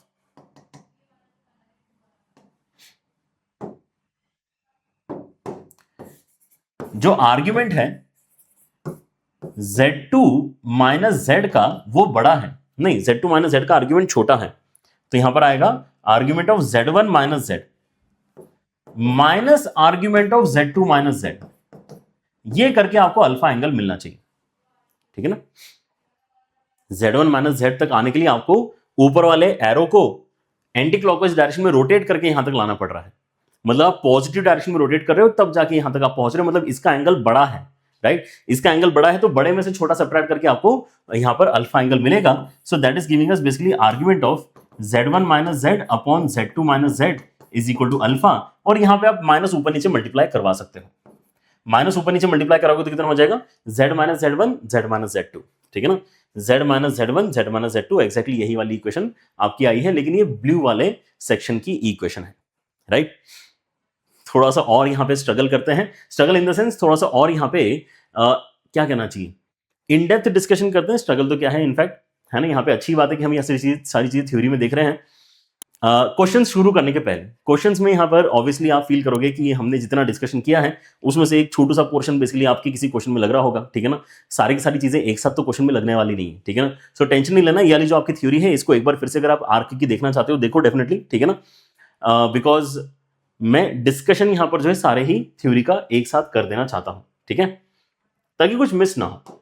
so again if you try to notice तो हमारे पास में यहां पर भी क्या है, अगर अल्फा ऑप्ट्यूस है और Z1 Z2 आपको पॉइंट्स दिए हुए तो कॉर्ड में तो कोई दिक्कत नहीं है, कॉर्ड तो आपकी यहां पर ये AB हमने बना दी। अब ये अल्फा एंगल अगर अल्फा एंगल अगर ये सबटेंड कर रहा है एंड उसकी वजह से आपका अगर आर्क क्रिएट हो रहा है तो इस बार ऑप्ट्यूस होने की वजह से आपके बनेंगे तो माइनर आर्क ही, लेकिन माइनर आर्क के भी यहां पर दो केसेस हैं आपके पास में, या तो माइनर आर्क इस साइड वाला हो सकता है, राइट।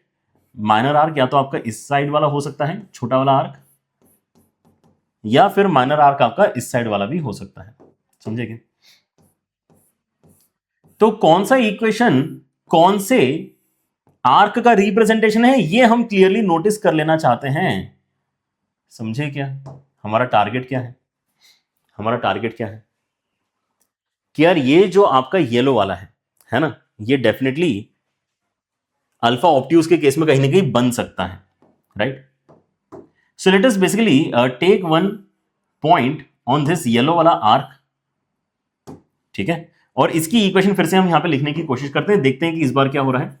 तो अगर मैं इसके ऊपर कोई एक पॉइंट अगर पकड़ रहा हूं, ठीक है ना, इसके ऊपर अगर मैं कोई पॉइंट पकड़ता हूं और उसको अगर मैं यहां पे Z से रिप्रेजेंट करता हूं, तो again I will try to look कि मुझे किस डायरेक्शन में एंटी क्लॉकवाइज मूवमेंट स्टडी करते आ रहा है, ठीक है ना। सो आई कैन क्लियरली सी कि यार अगर मैं यहां पे पहले पीए वेक्टर को पकड़ूं और फिर उसको अल्फा एंगल से एंटी क्लॉकवाइज डायरेक्शन में अगर रोटेट करूं तो मैं पीबी तक पहुंच जाऊंगा।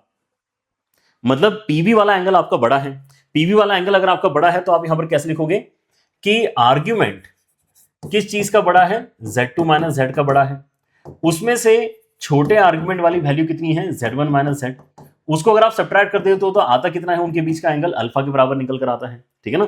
सो इस तरह से हमने यहां पर इसको जोड़ दिया है एंड नाउ हम यही काम करेंगे, argument of Z2 minus Z upon Z1 minus Z करेंगे और ये वैल्यू आपकी अल्फा के बराबर है। अगेन यू कैन नोटिस कि हमें यहां पे अगर इक्वेशन क्वेश्चन में इस तरह से दी हुई है जहां पे Z1 ऊपर है, तो Z1 अगर आपका ऊपर है तो आपको ऊपर करने के लिए क्या करना पड़ेगा, इसका रेसिप्रोकल करना पड़ेगा। इस बार ऐसा वाला स्टेप कर लेते हैं, Z1 minus Z upon Z2 minus Z and इसकी पावर में -1 कर लेते हैं एंड इस -1 को नीचे उतारेंगे। इस -1 को जब हम नीचे उतारेंगे तो इसको कहां लेके जा सकते हैं, अगली स्टेप में वापस घुमा के अल्फा को दे सकते हैं, राइट। सो Z1 ऊपर और Z2 नीचे का यहां पर जो मतलब है वो क्या क्रिएट कर रहा है, माइनस अल्फा वाला कॉम्बिनेशन आपका क्रिएट कर रहा है। तो ये जो आपका है ये येलो वाला इक्वेशन है, ठीक है क्या, ये जो है, अरे भाई ये आपका येलो वाला इक्वेशन है जिसको अभी हम यहां पे पकड़ पाए हैं। और अगर ये आपका येलो वाला इक्वेशन है तो ये पक्की बात है कि जो ब्लू वाला इक्वेशन है वो ये नीचे वाला होगा, ठीक है ना। सो इसको भी आप एक बार चेक करके देख लेना। बाकी जितना यहाँ पर सफिशिएंट एक्सप्लेनेशन चाहिए था शायद उतना हमने ऑलरेडी डिस्कशन कर लिया है, ठीक है। सो इस तरह से आपको यहाँ पर क्या करते आना चाहिए, लोकेट करते आना चाहिए कि आपका आर्क एग्जैक्टली कहां बनेगा, कॉर्ड के ऊपर बनेगा, कॉर्ड के नीचे बनेगा, है ना। दो पॉसिबिलिटीज आपको हमेशा नजर आएंगी, उनमें से किसी एक पॉसिबिलिटी को आपको पकड़ना पड़ता है, राइट। चलिए क्वेश्चंस में यहां पर एक बार इसको अप्लाई करके देखते हैं ताकि आपको यहां पर इस क्वेश्चन में एंड जो आर्क का यहाँ पर लोकेशन है ना, उसके डिस्कशन को और बेहतर तरीके से समझने में, है ना, यहाँ पर आसानी होगी। Z1 Z2 आपको पॉइंट देखो दे रखे होते हैं, तो ये तो कहीं नहीं जा रही, ये पॉइंट तो है हमारे पास में, ठीक है ना। एंड फिर आप यहाँ पर क्या बोल रहे हो कि देखो आपका जो आर्क बन रहा है ना, आर्क तो देखो बन रहा है, और π/4 बेसिकली एंगल भी आपको यहाँ पर जो है हमें पता है।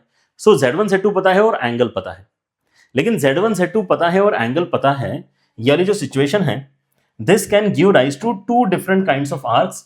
वन कैन बी ऊपर एंड अनदर कैन बी नीचे, समझ रहे हो, अनदर कैन बी नीचे। ऊपर और नीचे क्यों कह रहा हूं मैं, ऊपर और नीचे इसलिए कह रहा हूं क्योंकि आप अगर ध्यान से देखेंगे तो आपको जो पॉइंट्स अभी गिवन हैं, आपको जो पॉइंट्स अभी गिवन हैं उनके इमेजिनरी वैल्यूज बराबर हैं। मतलब जब आप उनको प्लॉट करोगे तो आर्गन प्लेन में वो एक हॉरिजॉन्टल लाइन क्रिएट करेंगे, ठीक है ना। सो अगर मैं यहाँ पे ए पॉइंट मार्क करता हूं और यहाँ पे बी पॉइंट मार्क करता हूं, सो हम यहाँ पे अपने लोकेशंस को अगर ध्यान में रखें थोड़ा सा, तो जिसका रियल कंपोनेंट बड़ा है वो राइट हैंड साइड में प्लॉट करेंगे तो अच्छा लगेगा, ठीक है ना। तो यहाँ पे Z1 लिख लेते हैं और Z1 की वैल्यू है कितनी, ये है 10 + 6i के बराबर। और जो आपका यहाँ पर Z2 है उसकी जो रियल पार्ट है उसकी वैल्यू छोटी है, मतलब ये लेफ्ट हैंड साइड में कहीं ना कहीं होगा, ओरिजिन के नजदीक यहाँ पर आपका एक पॉइंट बनना चाहिए, मतलब Z2 बेसिकली यहाँ पे कहीं हमारा मार्क होना चाहिए जिसकी वैल्यू 4 + 6i के बराबर है, ठीक है। ये कर लिया, तो हमने यहाँ पर क्या है, ए और बी कॉर्ड तो देखो पहले लोकेट कर ली क्योंकि ये तो पता ही है हमें। अब π/4 एंगल देखो ऊपर भी बन रहा है, π/4 एंगल नीचे भी बन रहा है, मुझे डिकोड करना है कि भाई कौन सा वाला इक्वेशन एक्चुअली यहाँ पर है। तो हम क्या करेंगे, फिर से यहाँ पर पहले तो ऊपर वाला एक बार बना के देख लेते हैं, ठीक है ना। ऊपर वाला अगर बन जाता है, उससे आंसर आ जाता है, तो हम यहाँ पे बाकी डिस्कशन को ड्रॉप कर देंगे फिर, ठीक है ना। नहीं होता है, अगर उससे आपका कंडीशन मैच नहीं होता है तो ऑब्वियसली फिर नीचे वाले से ही मैच होगा। So let me take a point somewhere on the upper chord, यहां पे कहीं मैं Z ले लेता हूं, ठीक है ना। सो हम यहां पर क्या नोटिस कर सकते हैं कि आपका जो यहां पे मूवमेंट है वो एंटी क्लॉकवाइज डायरेक्शन में अगर मैं देखता हूं तो इस तरीके से बनेगा, जहां पे मुझे PA वेक्टर को रोटेट करना पड़ेगा PB तक पहुंचने के लिए, मतलब PB का एंगल ज्यादा है, मतलब argument of PB minus argument of PA आएगा, मतलब PB का आर्ग्यूमेंट ऊपर जाएगा, मतलब PB वेक्टर ऊपर जाएगा और PA वेक्टर आपका नीचे आना चाहिए आर्ग्यूमेंट के अंदर, ठीक है ना। क्या यहां पर भी ऐसा ही हो रहा है, ये जो Z - Z1 वाला वेक्टर है क्या ये PB वाला ही वेक्टर है, और जो आपका Z - Z2 वाला वेक्टर है ये आपका Z - Z2 वाला वेक्टर ये आपका PA वाला ही वेक्टर है। मतलब हमने एकदम सही यहां पर जो है आर्क पिक कर लिया है, ये जो इक्वेशन है ये इसी आर्क की इक्वेशन मानी जाएगी। सो नीचे वाला जो आपका है उसको आप यहां पर क्या कर सकते हैं, उसको आप यहां पे बेसिकली डिस्कशन से हटा सकते हैं, ठीक है ना। उसको डिस्कशन से हटा लो, वो हमारे किसी काम का नहीं है। बट हाँ, जस्ट टू रिमेंबर कि हमने स्टार्ट यहां से किया था, थोड़ा सा यहां पर जो है उसका कुछ पोर्शन रहने देते हैं, right, so that you will also remember कि हमें हर बार डिस्कशन करना चाहिए। आइडियली हमें हर बार डिस्कशन करना चाहिए कि भाई हमें ऊपर जाना है या नीचे जाना है, ठीक है ना। इनफैक्ट एक आर्क और नजर आ रहा है यहाँ पे, ये जो नजर आ रहा है ये भी हमें नहीं चाहिए, ये भी हमें नहीं चाहिए, राइट, और ये जो नजर आ रहा है ये भी हमें नहीं चाहिए, ये सब हमें यहां पे नहीं चाहिए, ठीक है। हमें एकमात्र सेक्शन यहां पर जो अच्छा यहां पे मिला है, जो कंटिन्यूअस तरीके से आपको नजर आ रहा है, वही आपका यहां पर जो है इस इक्वेशन का मतलब है, इस इक्वेशन का मतलब यही है इस क्वेश्चन में, ठीक है ना। जो ब्लू कलर से भी आपको आर्क, एक कंप्लीट सॉलिड आर्क नजर आ रहा है वही है। फिर आगे क्या बोल रहे हैं, then the length of the arc traced by the complex number is what, मतलब हमें इसका जो है लेंथ निकाल के बताना है।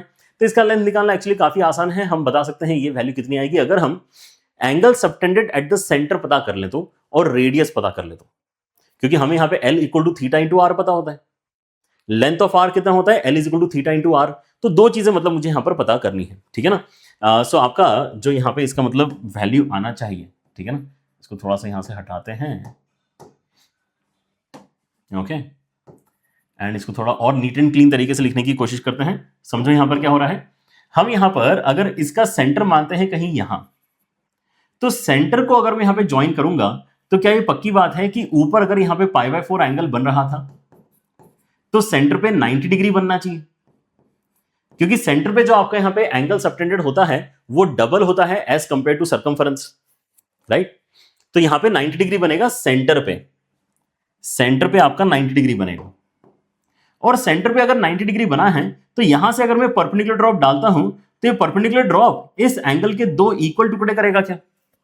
क्योंकि यहां पर दोनों ही साइड जो आपको यहां पे सेगमेंट्स मिल रहे हैं, परपेंडिकुलर ड्रॉप डालने के बाद में सीएम अगर यहां पर मैं इसको नाम देता हूं तो आपका जो सीएम सेगमेंट के राइट हैंड साइड में ट्रायंगल बन रहा है with the help of B and left hand side में ट्रायंगल बन रहा है with the help of A, ये दोनों ट्रायंगल आपके कैसे होंगे? कॉन्ग्रुएंट ट्रायंगल्स होंगे। मतलब यहां पे जो एंगल डिवाइड होगा ये इक्वल डिवाइड हो जाएगा। तो सी एंगल जो आपका एक्चुअली 90 डिग्री बना है उसका आधा हिस्सा 45 डिग्री इस तरफ आ गया। अब नीचे क्योंकि आपका ऑलरेडी यहां पे एम पे 90 डिग्री है, हमने परपेंडिकुलर ड्रॉप दिया है, तो बचा हुआ एंगल भी आपका कितना हो जाएगा? 45 डिग्री हो जाएगा, ठीक है ना। सो कौन सा एंगल्स की बात चल रही है उनको एक बार मार्क कर देता हूं। हम यहां पे इस व्हाइट डॉट वाले एंगल की बात कर रहे हैं और इस व्हाइट डॉट वाले एंगल की बात कर रहे हैं कि ये दोनों एंगल्स आपके कितने होंगे? 45 डिग्री के बराबर होंगे। अगर ये 45 डिग्री के बराबर होंगे तो हम ये गारंटी दे सकते हैं कि इसका मतलब जो आपका ट्रायंगल है उसके अंदर MB का लेंथ और MC का लेंथ बराबर आएगा, बिकॉज ये एक आइसोसेलेस ट्रायंगल हो गया। और जो आपका MB का लेंथ है वो ओवरऑल बनेगा कितना? आपके यहाँ पे जो AB का लेंथ है अगर आप देखते हैं तो AB का लेंथ A से लेके B तक का लेंथ 4 से लेके 10 मतलब 6 यूनिट के बराबर है। सो M से लेके B तक का जो लेंथ है वो 3 यूनिट के बराबर होना चाहिए, मतलब C से लेके M तक का लेंथ भी 3 यूनिट के बराबर होना चाहिए। अगर ऐसा है मतलब आपका जो रेडियस है which is nothing but C से लेके B तक का लेंथ वो 3√2 के बराबर हो जाएगा। जल्दी बताओ, 3√2 है ना, अंडर रूट के अंदर इसका स्क्वायर प्लस इसका स्क्वायर, तो आपको 3√2 क्या मिल गया? यहां पर रेडियस मिल गया। रेडियस आपको यहां पर मिल गया है, उसके साथ साथ जो angle subtended bye blue arc है वो भी हमें पहले से पता है वो कितना है? 3π/2 के बराबर है। जल्दी बताओ, 3π/2, क्योंकि angle subtended by major arc 180 degree से बड़ा ही होगा। Angle subtended by major arc आपका 180 डिग्री से बड़ा ही होने वाला है। तो आपका यहां पर जो फाइनल फिगर यहां पर बन रहा है अगर आप उसको देखना चाहें then that figure looks something like this, कि हमारे पास एक सर्कल था, ठीक है ना, हमने इसके ऊपर एक क्या बनाया था? एक हमने इसके ऊपर कॉर्ड बनाया था, उसकी मदद से हमने क्या किया? उसकी मदद से हमने यहां पर सेंटर लोकेट किया।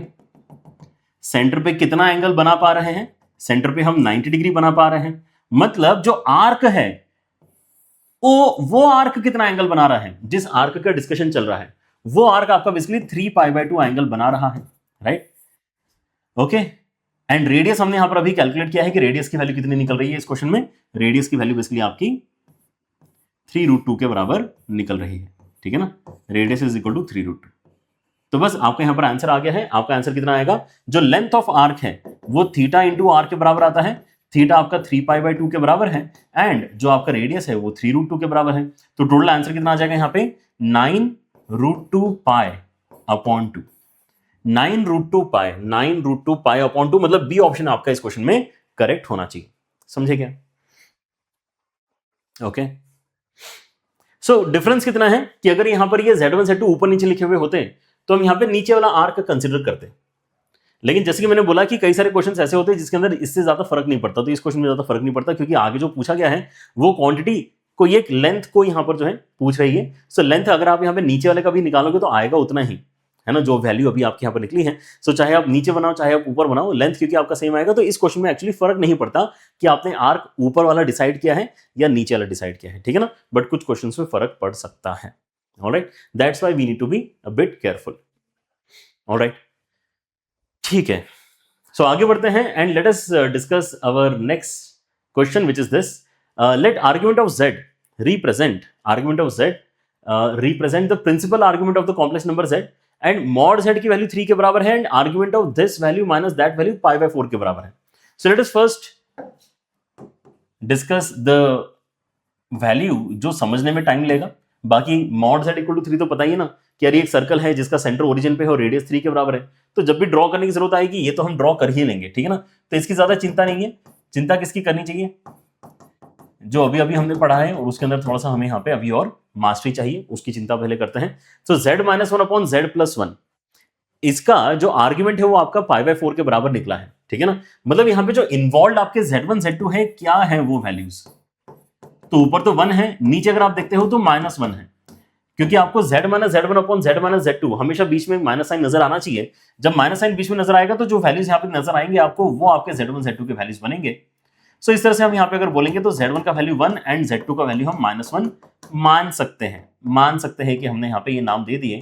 तो ये हमने z1 z2 इस क्वेश्चन में नोटिस किए। अल्फा की वैल्यू क्लियरली इस क्वेश्चन में कितनी है, π/4 के बराबर है। ठीक है, ऑलराइट। सो इसकी मदद से हम क्या बनाने वाले हैं, एक आर्क बनाने वाले हैं। क्या बनाएंगे, एक आर्क बनाएंगे। ठीक है, अब वो जो आर्क बनेगा वो ऊपर बनेगा कि नीचे बनेगा, है ना, इसकी लड़ाई अभी फिर से है। ठीक है, लेकिन चलो पहले तो हम यहाँ पे इंपॉर्टेंट काम करते हैं। जो हमारे यहाँ पे z1 z2 के लोकेशन से उनको प्लॉट करके रख लेते हैं। तो z1 ऑब्वियसली आपका कहाँ पे आएगा, z1 आपका लेफ्ट हैंड साइड में बना सकते, नहीं राइट हैंड साइड में आएगा। ठीक है ना, z1 आपका राइट हैंड साइड में क्यों आएगा, क्योंकि ये वन है, ये -1 है, -1 लेफ्ट हैंड साइड में बनाते हैं। ठीक है ना, तो z2 को यहाँ पे बना लिया विच इज -1 एंड z1 को यहाँ पे बना लिया विच इज +1। ठीक है, अब इस इक्वेशन को अगर मैं यहां पर नोटिस करता हूं तो बेसिकली जो z से लेके 1 तक का एरो है उसका एंगल बड़ा होना चाहिए।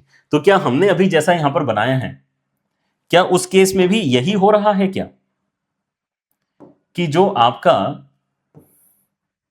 एरो बनेगा z1 के साथ में उसका एंगल बड़ा आएगा क्या, डेफिनेटली, क्योंकि आपको रोटेट करना पड़ेगा z2 वाले वेक्टर को कितना, π/4 एंगल टू रीच z1 वाला लोकेशन। मतलब z1 तक पहुंचने के लिए आपको कुछ एक्स्ट्रा एंगल यहां पर ऐड करना पड़ा है। मतलब ये जो इक्वेशन है जहां पर हम ये बोल रहे हैं कि z माइनस z1 का आर्गुमेंट बड़ा है, क्योंकि ये चीज क्या है, argument of z minus z1 minus argument of z plus z1। ठीक है ना, और ये सब्ट्रैक्ट करके पॉजिटिव एंगल आ रहा है, मतलब यहां पे 1 के साथ में जो आपका एरो है उसका एंगल बड़ा बनना चाहिए। यही अगर आप नीचे बना दोगे सर्कल, आपका नीचे अगर आप सर्कल बना दोगे तो यहां पर आपको -π/4 मिलेगा। तो नीचे वाला आपका यहां पे सेक्शन आपको नहीं चाहिए। और क्या नहीं चाहिए आपको, यहां पर एक्चुअली ये जो माइनर आर्क यहां पर बना हुआ है वो भी नहीं चाहिए। ठीक है ना, minor arc also is unnecessary situation, उसको हटा दो तो बेहतर है। अदरवाइज यहां पर कंफ्यूजन होता है कि यार पूरा सर्कल अवेलेबल है कि हमारे पास में, नहीं, पूरा सर्कल हमारे पास अवेलेबल नहीं होता है। ठीक है ना, डन। सो ये आपका बेसिकली स्ट्रक्चर अभी यहां पर बना हुआ है। And now what can we notice कि आपका ओरिजिन कहां पे होगा। अगर आप यहां पे इन दोनों का मिड पॉइंट निकालते हैं तो यहीं पे कहीं ना कहीं आपका ओरिजिन तो देखो आने वाला है, राइट। ओके, मैं और क्या नोटिस कर सकता हूं कि फिर से यहां पर क्वेश्चन में क्योंकि π/4 इन्वॉल्व है तो काफी यहां पर जो है इन्होंने हमें सपोर्ट कर दिया है। इसका मतलब क्योंकि π/4 अगर ये सर्कमफरेंस पे प्लॉट कर रहा है, इसका मतलब जो आपका एंगल सबटेंड होगा कहां पे, जो आपका एंगल सबटेंड होगा सेंटर पे, वो कितना आ जाएगा, 90 डिग्री के बराबर आ जाएगा। यहां पे आपका 90 डिग्री बन रहा है, ये हो गया आपका सेंटर। तो सेंटर बेसिकली कहां पर है, क्या मैं निकाल सकता हूं, क्योंकि ये तो पक्की बात है कि आपका z1 z2 का जो मिड पॉइंट है वो ओरिजिन है। एंड अगर आप सेंटर से मिड पॉइंट को ज्वाइन करते हो तो ये 90 डिग्री बनता है। मतलब सेंटर ओरिजिन से जस्ट ऊपर जाके कुछ ना कुछ है, लेकिन ये कितना है वैल्यू। अगेन वी नोटिस कि हमारे पास में यहाँ पे व्हाइट डॉट वाले जो एंगल्स है बराबर निकलेंगे। एक डॉट यहाँ पे लगाया है, एक डॉट यहाँ पे लगाया है। ठीक है ना, ये दोनों वैल्यूज आपके बराबर हैं। क्यों, क्योंकि आपने यहाँ पे ये दोनों वैल्यूज को बराबर किया पहले तो, है ना। यहाँ पर आपने अगर परपेंडिकुलर ड्रॉप दिया है या फिर मिड पॉइंट को ज्वाइन किया है तो आपने क्या किया है, यहाँ पर दोनों साइड कॉन्ग्रुएंट ट्रायंगल्स क्रिएट कर लिए हैं। तो जितना एंगल इधर है उतना ही इधर है। 90 डिग्री का आधा आधा मतलब 45 डिग्री 45 डिग्री, और ये 45 डिग्री है, ये 90 है, मतलब ये भी 45 डिग्री, मतलब ये दोनों लेंथ आपके बराबर होना चाहिए। एंड यही लेंथ एक्चुअली निकालना आसान है। ये वाला लेंथ आपका 1 यूनिट के बराबर है, OZ1 आपका 1 यूनिट के बराबर है, मतलब आपका जो OC है वो भी 1 यूनिट के बराबर है। मतलब आपका जो C होगा वो कहां पे जाएगा, C बेसिकली आपका 0,1 पे जाएगा। और आपका जो रेडियस होगा वो कितना हो जाएगा, रेडियस आपका √2 के बराबर हो जाएगा। ठीक है ना, तो आपका जो हाईएस्ट पॉइंट है वो कहां तक जा रहा है, हाईएस्ट पॉइंट जो आपका P है ना, P वैसे यहां पे गलती से यहां पे बन गया है, बट P तो कहीं पर भी हो सकता था, P is a moving point, है ना। लेकिन चलो यहां पर अभी P बना हुआ है तो उसी को बोल देते हैं कि वो हमारा हाईएस्ट पॉइंट है। सो हाईएस्ट पॉइंट जो आपको मिल रहा है वो कितना आ जाएगा, ये जो C की हाइट है 1 उससे और √2 ऊपर। मतलब मैक्स टू मैक्स ये सर्कल जो है ये एक्स एक्सिस से कितना ऊपर तक जा सकता है, ये एक्स एक्सिस से बेसिकली 1 + √2 डिस्टेंस तक ऊपर जा सकता है। ठीक है ना, तो हाईएस्ट पॉइंट आपका जो टॉप पॉइंट यहां पर आ रहा है वो कितना हो जाएगा, 0,1 + √2। क्लियर, क्यों, क्योंकि इसका सेंटर ऑलरेडी इतना ऊंचा है और रेडियस फर्दर आपने √2 यहां पे ऐड कर दिया तो that is the top most point जो हम यहाँ पे इस सर्कल के अंदर देख सकते हैं, सर्कल भी नहीं आर्क है बेसिकली यहाँ पे, ठीक है ना। अच्छा, इतनी सारी चीजें देखने से फायदा क्या होने वाला है आपको, जब यहाँ पे अभी बोल रहा है कि आप मॉड z इक्वल टू 3 भी अब प्लॉट करो। सो मॉड z इक्वल टू 3 का सेंटर तो देखो यहाँ पे ओरिजिन पे ही होने वाला है, लेकिन इसका रेडियस है 3 यूनिट के बराबर, जो डेफिनेटली किससे बड़ा है, 1 + √2 से बड़ा है, ठीक है ना। ये आपका कितना आ जाएगा 2.414 जैसा कुछ क्वांटिटी आएगा, लेकिन 3 तो और भी बड़ा हो गया। मतलब अब जब आप यहाँ पे एक सर्कल और ड्रॉ करने वाले हो जो कि इस क्वेश्चन में गिवन है, सो आपके उसमें बहुत ही बड़ा सर्कल आएगा जिसका सेंटर कहां पर है, जिसका सेंटर आपका ओरिजिन पे है, ठीक है ना। कहीं तो ओरिजिन पे आपका सेंटर है, ऐसा हम यहां पे सोच सकते हैं। डन है क्या? Good enough, right. सो इस सर्कल के साथ में अगर आप यहां पे अपना काम करें, है ना, तो आपको यहां पर क्या पता चलेगा कि यार कुछ कॉमन आया ही नहीं। कुछ कॉमन आया क्या? कुछ भी कॉमन नहीं आया। And that is exactly what is the question. Question आपसे यही पूछ रहा है कि let argument of z represent the principal argument of the complex number z, है ना। And that's why if you consider two equations mod z equal to 3, मतलब ये आपका एक सर्कल है जो आपका रेड कलर से बना हुआ है, एंड देन दिस आर्क का इक्वेशन ये इंटरसेक्ट करते हैं एग्जैक्टली एक पॉइंट पे, एग्जैक्टली 2 पॉइंट पे, नोवेयर या इनफाइनाइटली मेनी पॉइंट्स। सो नोवेयर वाला ही आंसर इस क्वेश्चन में फिर आपका करेक्ट होना चाहिए, ठीक है, समझ गए। आर्क की इक्वेशन अगर आपको दी जाती है तो आप क्या आइडेंटिफाई करते हैं उससे? आर्क की इक्वेशन दी जाती है तो यहां से आपको बेसिकली जो मिलते हैं वो उस आर्क को क्रिएट करने के लिए जो कॉर्ड आपने इस्तेमाल किया है उसके एंड पॉइंट्स आपको मिलते हैं। फर्दर आपको यह मिलता है कि वो जो आर्क बनी है ना, उस आर्क को बनाने के लिए जो आपका कॉर्ड है वो कितना एंगल सबटेंड कर रहा है, राइट। इस डेटा को अगर आप यहां पे यूज करते हो तो आपको सर्कल के सेंटर और रेडियस तक जाने के लिए क्या क्या मेहनत करनी पड़ती है वो यहां पे ध्यान से देख लो।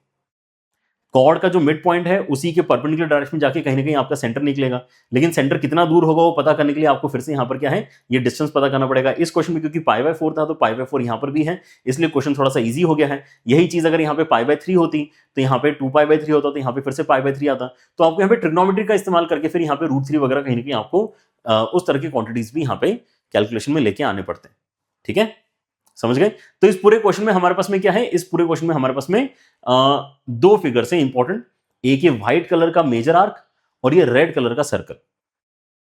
रेड कलर सर्कल तो एक बार में बना लिया था, ठीक है ना। जो व्हाइट कलर का आर्क है वो हम यहां पे कैसे बना रहे हैं उसको ध्यान से देख लो, ठीक है। चलिए, what about this one?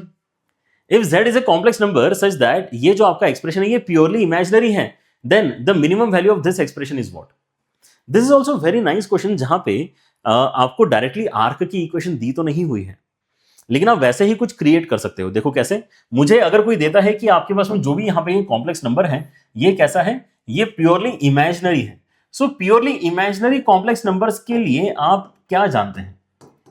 Purely imaginary complex numbers अगर आप यहां पे नोटिस करते हैं तो वो या तो पॉजिटिव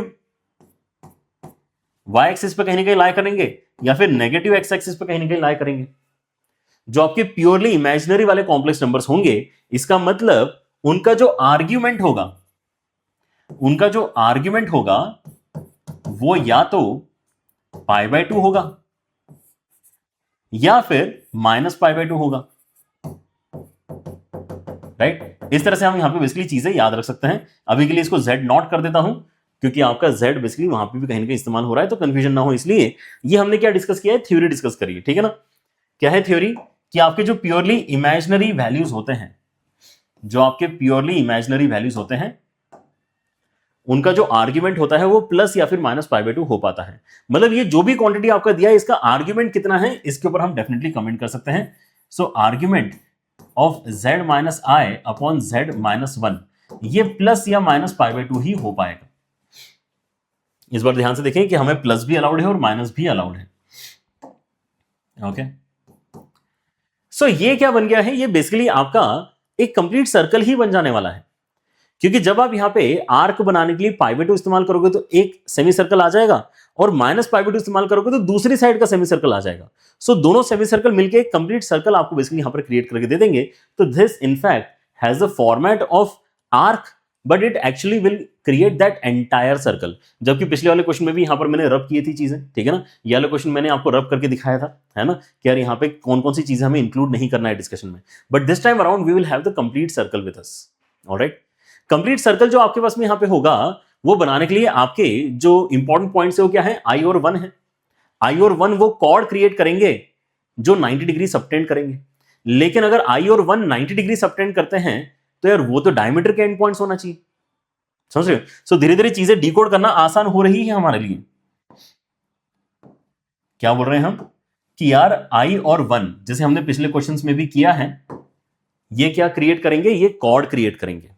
उस कॉर्ड की मदद से आपको यहां पे एंगल सबटेंड करवाना होता है ताकि आप अपना आर्क नोटिस कर पाए। लेकिन इस बार एंगल सबटेंडेड क्योंकि पाई बाय 2 है, तो एंगल सबटेंडेड अगर कोई भी कॉर्ड पाई बाय 2 क्रिएट करती है तो वो कॉर्ड एक्चुअली आपकी डायमीटर ही होती है।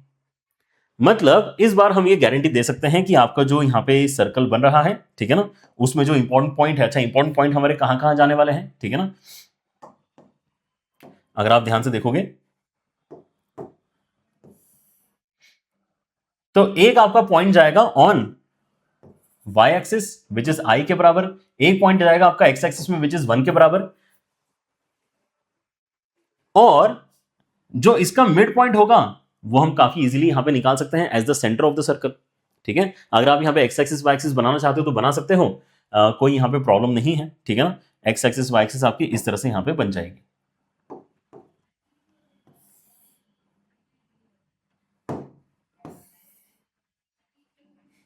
ऑलराइट, चलिए, सो आपके उसमें अगर ये सारी ही चीजें अगर हमने यहाँ पे अब अच्छे से मार्क कर दी हैं तो सवाल के ऊपर अब यहाँ पे फिर से आते हैं। देखो अब यहाँ पे हमें इस चीज को जल्दी से ड्रॉ करते आ गया, मतलब हमें पता चल गया कि z कहां कहां पे हो सकता है।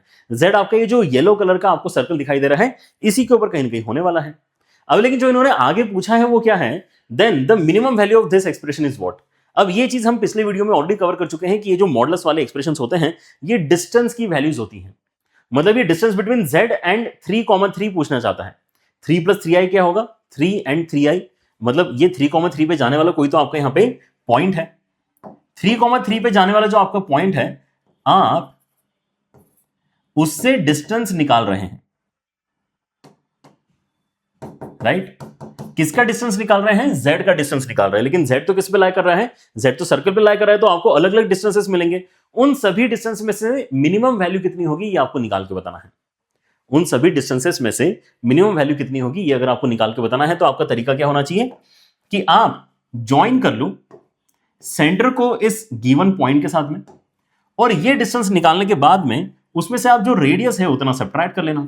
आपका जो रेडियस है वो अगर आप सब्ट्रैक्ट कर लोगे टोटल c से लेके p तक के डिस्टेंस में से, c से लेके p तक का जो भी डिस्टेंस है उसमें से रेडियस अगर मैं सब्ट्रैक्ट कर लेता हूं तो मुझे यहां पे pq डिस्टेंस मिल जाएगा।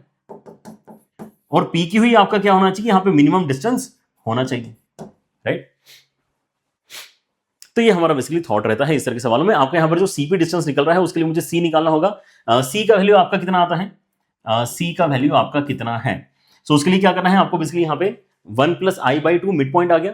लेकिन अगर आप यहाँ पे कोऑर्डिनेट ज्योमेट्री की भाषा यूज करना चाहते हैं तो ये 1 + i/2 को 1/2 बोल सकते हो, ठीक है ना। इसको आप 1,0, इसको 0,1 बोलो तो ये 1/2 बेसिकली आपका यहाँ पे सेंटर आ गया, ठीक है ना। इस पॉइंट को भी अगर आप लिखना चाहो तो इसको जैसे हम पहले लिखना चाह ही रहते हैं कि इसको भी हम यहाँ पे 3,3 ही लिख देते हैं, राइट। ओके, सो हमारे यहाँ पे जो पीसी डिस्टेंस आएगा वो कितना हो जाएगा, पीसी डिस्टेंस आपका आ जाएगा अंडर रूट के अंदर दिस माइनस दैट का होल स्क्वायर, मतलब ये आ जाएगा आपका कितना 5/2 का होल स्क्वायर मतलब 25/4, एंड फर्दर आ जाएगा दिस माइनस दैट का होल स्क्वायर मतलब once again 25/4, and which is going to give us how much 5/√2। ये हमारा वैल्यू निकला है 5/√2 which is the value of PC. Radius की बात अगर मैं यहाँ पे करता हूं तो आपका जो डिस्टेंस है यहाँ पे जो 1 से लेके i तक का डिस्टेंस है ना, ये अगर आप नाम देना चाहते हो तो इसको a और b नाम देते हैं। सो a और b के बीच का जो आपका डिस्टेंस है वो डायमीटर है, वो वैल्यू कितनी है √2 के बराबर है। ये 1 है, ये 1 है, यहाँ पे 90 डिग्री है, ठीक है ना। सो √2 के बराबर आपका ए बी वैल्यू है, मतलब रेडियस कितना हो जाएगा, रेडियस आपका हो जाएगा हाफ ऑफ ए बी, मतलब ये आ जाएगा बेसिकली 1/2 के साथ में 1/2 के साथ में √2, मतलब ये आ जाएगा आपका 1/√2 के बराबर, राइट। सो मेरे पास में यहाँ पे पीसी का वैल्यू आ गया है, आर का वैल्यू आ गया है। सो पीक्यू क्योंकि हमारा निकालना टारगेट है, देयरफॉर फाइनल आंसर की कैलकुलेशन यहाँ पे कर लेते हैं, ठीक है ना। पीक्यू जो आपका आ रहा है that is basically 5/√2 minus 1/√2 which is basically 4/√2 which is also 2√2 के बराबर, ठीक है ना। किसके बराबर, 2√2। तो बस यही इस क्वेश्चन में आपका फाइनल आंसर बनना चाहिए, राइट है, मतलब डी ऑप्शन इस क्वेश्चन में आपका करेक्ट है। इस तरह से बेसिकली आपको यहां पर अपने थॉट्स को जनरेट करना है। And there is one more idea which you should know, which should give you some confidence, है ना। आपका यहां पे देखो, आज हमने आर्गुमेंट पे बेस्ड दो इंपॉर्टेंट ज्योमेट्रीज को यहां पे डिस्कस किया है। एक हमारा यहां पे डिस्कशन था रे वाला, which was pretty straight forward. Arc वाला डिस्कशन थोड़ा सा अच्छा इसलिए होता है क्योंकि आपकी आर्क कहां बनेगी इसके ऊपर हम थोड़ा सा टाइम स्पेंड करते हैं, ठीक है। वो कैसे करते हैं मैंने आपको बता दिया है, अगर आपको लगता है कि एक बार फिर से देखना पड़ेगा तो आप जरूर देखो, लेकिन यहां से ये चीज कंफर्म करके जाओ, ठीक है ना। क्योंकि थ्योरेटिकली अगर आपको चीजें पता होती है तो क्वेश्चन में एटलीस्ट आपके पास में थॉट अवेलेबल होता है कि क्वेश्चन आपको थॉट की कमी की वजह से जो है गलत होते हुए कभी भी नजर नहीं आएगा, ठीक है ना। And that's why these questions are pretty important, this ideas are pretty important, but then this is something which will give you lot of confidence कि यार देखो, कई बार ऐसा हो जाता है कि हमारे पास कुछ ऐसे क्वेश्चंस आते हैं जिनकी ज्योमेट्री उतने अच्छे से हमें कभी समझ में आती ही नहीं है, और उसके लिए हमें यहां पे x प्लस आई वाई डालना ही पड़ता है। सो हमारी कोशिश ये होना चाहिए कि जितना भी हमने क्लास में पढ़ा है ज्योमेट्री, है ना, वो वाला ज्योमेट्री अगर कहीं पर भी ऑन द फेस हमें नजर आ रहा है क्वेश्चन में, तो हमें x प्लस आई वाई डालने की जरूरत नहीं पड़ना चाहिए, क्योंकि x प्लस आई वाई डालने से थोड़ा टाइम हमारा यहां पे जाता है, राइट। सिंपल सिंपल क्वेश्चन में भी अगर आपको लेटर से यहाँ पे नहीं पता है कि यार मॉड z इक्वल टू 3 का क्या मतलब है, तो ये तो बहुत ही बुरी बात है, ठीक है ना। मॉड z इक्वल टू 3 आपको कैसे नहीं पता कि इसका सेंटर ओरिजिन है और यहाँ पे रेडियस है इस सर्कल का 3 के बराबर, ये तो पता ही होना चाहिए, ठीक है ना। तो बिना कुछ किए हम यहाँ पे डायरेक्टली फिगर बना सकते हैं। अगर आप इसको भी कैलकुलेट करने बैठ जाओगे तो आप यहाँ पे z लिखोगे कि z का मॉड क्या होगा, under root of x square plus y square, फिर इक्वल टू 3 है तो आप दोनों साइड स्क्वायर करोगे तो आपको मिलेगा x square plus y square equal to 3 square. फिर आपको क्लिक करेगा, अच्छा ये इक्वेशन तो मैंने स्ट्रेट सर्कल्स चैप्टर में पढ़ी है क्लास 11th में, ठीक है ना। जो एक सर्कल है जिसका सेंटर ओरिजिन है और रेडियस 3 के बराबर है, इतना क्यों करना है ना। जो स्टैंडर्ड इक्वेशन है वो तो आप यहां पे पता ही कर लो, राइट। लेकिन ये हमेशा ही कर सकते हो, ये गलत नहीं है। This might not be the best way in a lot of questions, but in few questions this is the only way out. क्योंकि आपको अगर कोई ऐसा सिचुएशन मिल जाता है जिसके बारे में आपने कभी पढ़ा ही नहीं है, जैसे कि ये क्वेश्चन देखो, तो आपको z equal to x plus i y डाल के ही आगे बढ़ना पड़ेगा, तभी आपको यहां पर अपनी जो ज्योमेट्री है वो यहां पे अच्छी तरीके से समझ में आने वाली है, ठीक है ना।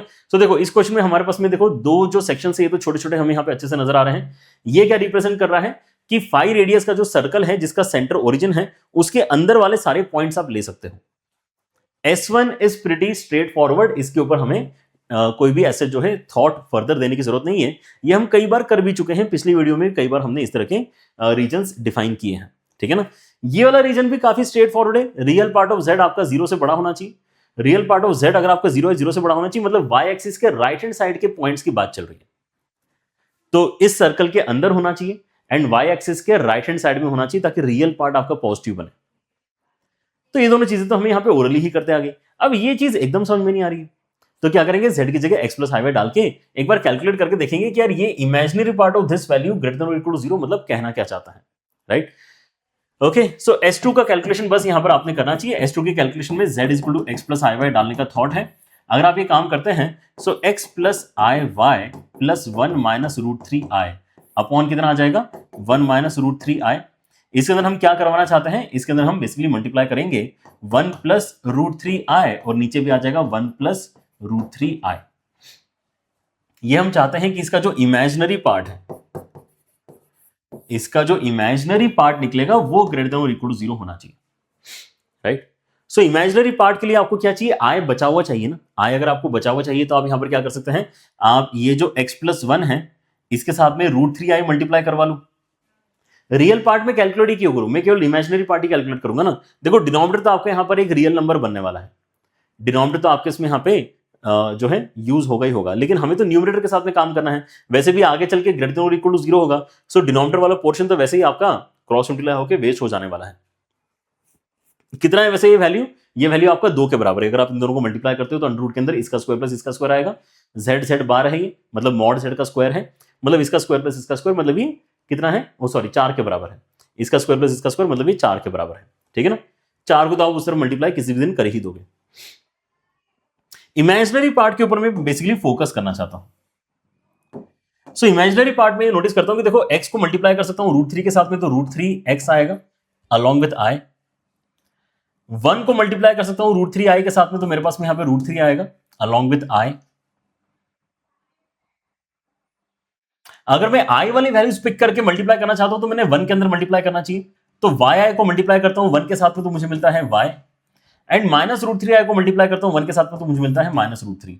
ये पूरा का पूरा आपका आई के साथ में आने वाला क्वांटिटी है, लेकिन इसी के ऊपर तो रिस्ट्रिक्शन लगा है, आई के साथ में जो आपकी क्वांटिटी आ रही है उसी को हम इमेजिनरी पार्ट कहते हैं, और वो हमें कितना चाहिए, ग्रेटर देन और इक्वल टू 0 चाहिए। अगर आपको चाहिए तो नीचे वाला 4 भी आप यहां पे लिख के उसको अगली स्टेप में उस तरफ भेज दो, कोई दिक्कत नहीं, ठीक है ना। तो मैंने यहां पर थोड़ी सी कैलकुलेशन ये बचाई कि मैंने रियल पार्ट को कैलकुलेट ही नहीं किया, ठीक है। सो यहां पर क्या हो रहा है, एक तो आपका √3 कैंसिल हो रहा है, 4 आपका उस तरफ चला जाएगा, मतलब हम यहां पे कहना चाहते हैं कि y has to greater than और इक्वल टू -√3x। ये इक्वेशन जैसे हमने यहां पे z equal to x plus i substitute करके निकाली है, वैसे ही अब यहां पे क्लैरिटी आ गई कि यार ये तो लाइन की बात चल रही थी, समझ रहे हो, ये तो लाइन की बात चल रही थी। अब लाइन की इक्वेशन तो आपने लास्ट क्लास में पढ़ी है, लेकिन वो तो ऐसा नहीं दिख रहा था, समझे ना। तो ऐसा हो सकता है कि आपने यहां पे जो स्टैंडर्ड ज्योमेट्रीज पढ़ी है वो इक्वेशन में नहीं दिख रही है, लेकिन बनते समय फिर वो हमारे स्टैंडर्ड फिगर्स बन जा रहे हैं। Alright, so let us now try and draw everything जो जो हमें यहां पे दिखाई दे रहा है, ठीक है ना। We can first of all draw a circle. क्या शुड वी ड्रॉ दैट, पहले एक सर्कल प्लॉट कर लेते हैं। ये कर लिया सर्कल। सर्कल बेसिकली ये वाला है हमारा, जिसका सेंटर ओरिजिन है, एंड रेडियस आपका कितना है, रेडियस आपका 5 के बराबर है, ठीक है, डन है।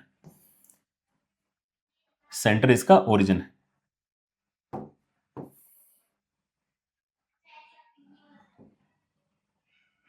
ठीक है। सो हमारे पास में ये तो ड्रॉ हो चुका है। अब यहां पे आपको बोल रहे हैं कि यार आपको वाई एक्सिस के राइट हैंड साइड में रहना है, दैट इज परफेक्टली फाइन, उसमें भी कोई दिक्कत नहीं है। लेकिन अब ये वाली चीज कहां बनने वाली है, आपका y is equal to -√3x, मतलब क्या है कि -60 डिग्री पे आपको अपना लाइन प्लॉट करना है, -60 डिग्री पे आपको अपना लाइन प्लॉट करना है, ठीक है ना। तो कैसा कर सकते हैं, ऐसा कुछ कर दें, ऐसा कुछ इमेजिन कर लें, ठीक है। So this is what we have as the line. अब लाइन को देखते हुए मुझे यहां पर अब इनइक्वालिटी सोचनी है कि यार इस लाइन के मुझे ऊपर रहना चाहिए, क्योंकि y की वैल्यू बड़ी है, राइट। सो y की वैल्यू जब इक्वल होती है -√3x के बराबर, तो एक्जैक्टली ये डॉटेड लाइन बनती है, लेकिन y की वैल्यू आप बड़ी चाहते हो, मतलब आप उस तरफ लाइन के ऊपर की साइड कहीं के रहना चाहते हो, राइट। सो मुझे लाइन के ऊपर रहना है ना। क्या क्या रिस्ट्रिक्शंस अब यहां पर मुझे मिल रहे हैं, मुझे लाइन के ऊपर रहना है, y एक्सिस के राइट पे रहना है, और सर्कल के अंदर रहना है, ठीक है ना। इन सभी चीजों को अगर मैं इनकॉर्पोरेट करता हूं तो फाइनल जो मेरा स्ट्रक्चर यहां पर बनना चाहिए वो क्या हो जाएगा, वो ये वाला सेक्शन आपका बन जाएगा। ओ सॉरी, मुझे y एक्सिस के राइट में भी तो रहना है, तो ये वाला सेक्शन आपका बेसिकली यहां पे बन जाएगा, समझे। और ये जो सेक्शन आपका बन रहा है, इसका हम क्या निकालना चाहते हैं, इसका हम यहाँ पे बेसिकली जो इंटरसेक्शन रीजन है उसका एरिया निकालना चाहते हैं। सो अगर आप एरिया निकालना चाह रहे हो, इसका मतलब क्या है कि यार फिर से आपका सेक्टर का फॉर्मूला यहाँ पर यूज हो जाएगा, half of theta r square, ठीक है ना। सो सेक्टर का एरिया क्या बनेगा, half of theta r square. Theta की वैल्यू कितनी आ जाएगी, 90 ऊपर और 60 नीचे, तो टोटल आपका यहाँ पर जो एंगल बनेगा that would be 5π/6 150 degrees. Half of theta r square, half of theta r square, तो रेडियस की वैल्यू कितनी है, 5 के बराबर है, तो यहां पे आ जाएगा 25, तो हो जाएगा कितना, ये आ जाएगा आपका 125π/12। ये इस क्वेश्चन का फाइनल आंसर बनना चाहिए, 125π/12, मतलब ए ऑप्शन इस क्वेश्चन में आपका करेक्ट हो जाएगा। Done. And with that we have completed the discussion of geometry of complex numbers. 2 videos हमें यहां पर लगे हैं, लगभग दोनों ही वीडियोस हमारे यहां पे मिला लेंगे तो कितना है, लगभग 2.5 घंटे के आसपास की थ्योरी है, उससे ज्यादा की 3 घंटे की भी आप यहां पर मान सकते हो। सो 3 घंटे के आसपास की यहां पर जो आपकी थ्योरी है उसके अंदर हमने कई सारे क्वेश्चंस किए हैं, कई सारे कॉन्सेप्ट्स को इन डेप्थ डिस्कस किया है। आप इसको वापस देख सकते हो, है ना, आप क्वेश्चंस को वापस एक बार खुद से प्रैक्टिस कर सकते हो, बट मेक श्योर कि आपको ये कॉन्फिडेंस रहे कि आपने सारी चीजें देख ली हैं। अब आपको यहाँ पे सीखने के लिए तो फर्दर कुछ नहीं मिलने वाला, जितना प्रैक्टिस करोगे उतनी ही आपकी दोस्ती एंड आपकी अंडरस्टैंडिंग टॉपिक यहाँ पे बिल्ड होने वाली है। And keep doing it. ये तो हालांकि आपके हर टॉपिक के लिए ट्रू है कि जितने आप क्वेश्चंस करेंगे उतना ही आपकी अंडरस्टैंडिंग बिल्ड होगी, लेकिन ये जो आपके टाइप ऑफ क्वेश्चंस है, जो ज्योमेट्री का यहाँ पर आइडिया है, this definitely demands a bit of practice, and इसके लिए आप पीवाईक्यूज कर लो। अगर आपके पास में कोई अच्छा रिसोर्स है तो उसको ले सकते हो, अदरवाइज पीवाईक्यूज तो आपको बहुत मिल जाएंगे जेई मेन के अंदर। फिर जेई एडवांस के ऊपर आप जा सकते हो। जेई एडवांस के अंदर ऑब्वियसली क्योंकि नंबर ऑफ क्वेश्चंस कम होते हैं, सो ऑब्वियसली इस सिंपल से सब टॉपिक के ऊपर भी नंबर ऑफ क्वेश्चंस आपको थोड़े कम मिलेंगे, but that does not mean कि जेई एडवांस के लिए कम इंपॉर्टेंट है। जेई एडवांस में क्वेश्चन ही कम मिलेंगे क्योंकि आपको, ठीक है ना, ओवरऑल क्योंकि एक साल में एक ही पेपर होता है, राइट। सो वहां पे question practice point of view से जो है आपको ज्यादा क्वेश्चंस नहीं मिल पाएंगे। जेई मेन के अंदर लेकिन काफी डिसेंट अमाउंट ऑफ क्वेश्चंस भी हैं और काफी अच्छे लेवल के क्वेश्चंस भी आपको प्रैक्टिस करने के लिए मिल जाएंगे, ठीक है ना। मार्क्स ऐप के ऊपर जा सकते हो। मार्क्स ऐप के ऊपर अगर आप यहाँ पे जाओगे तो आपको अलग से यहाँ पे एक सेक्शन मिल जाएगा ज्योमेट्री ऑफ कॉम्प्लेक्स नंबर, ठीक है ना। वहां से आप बेसिकली क्वेश्चन शॉर्टलिस्ट कर सकते हो। डन, चलिए take care everyone, bye bye, see you guys.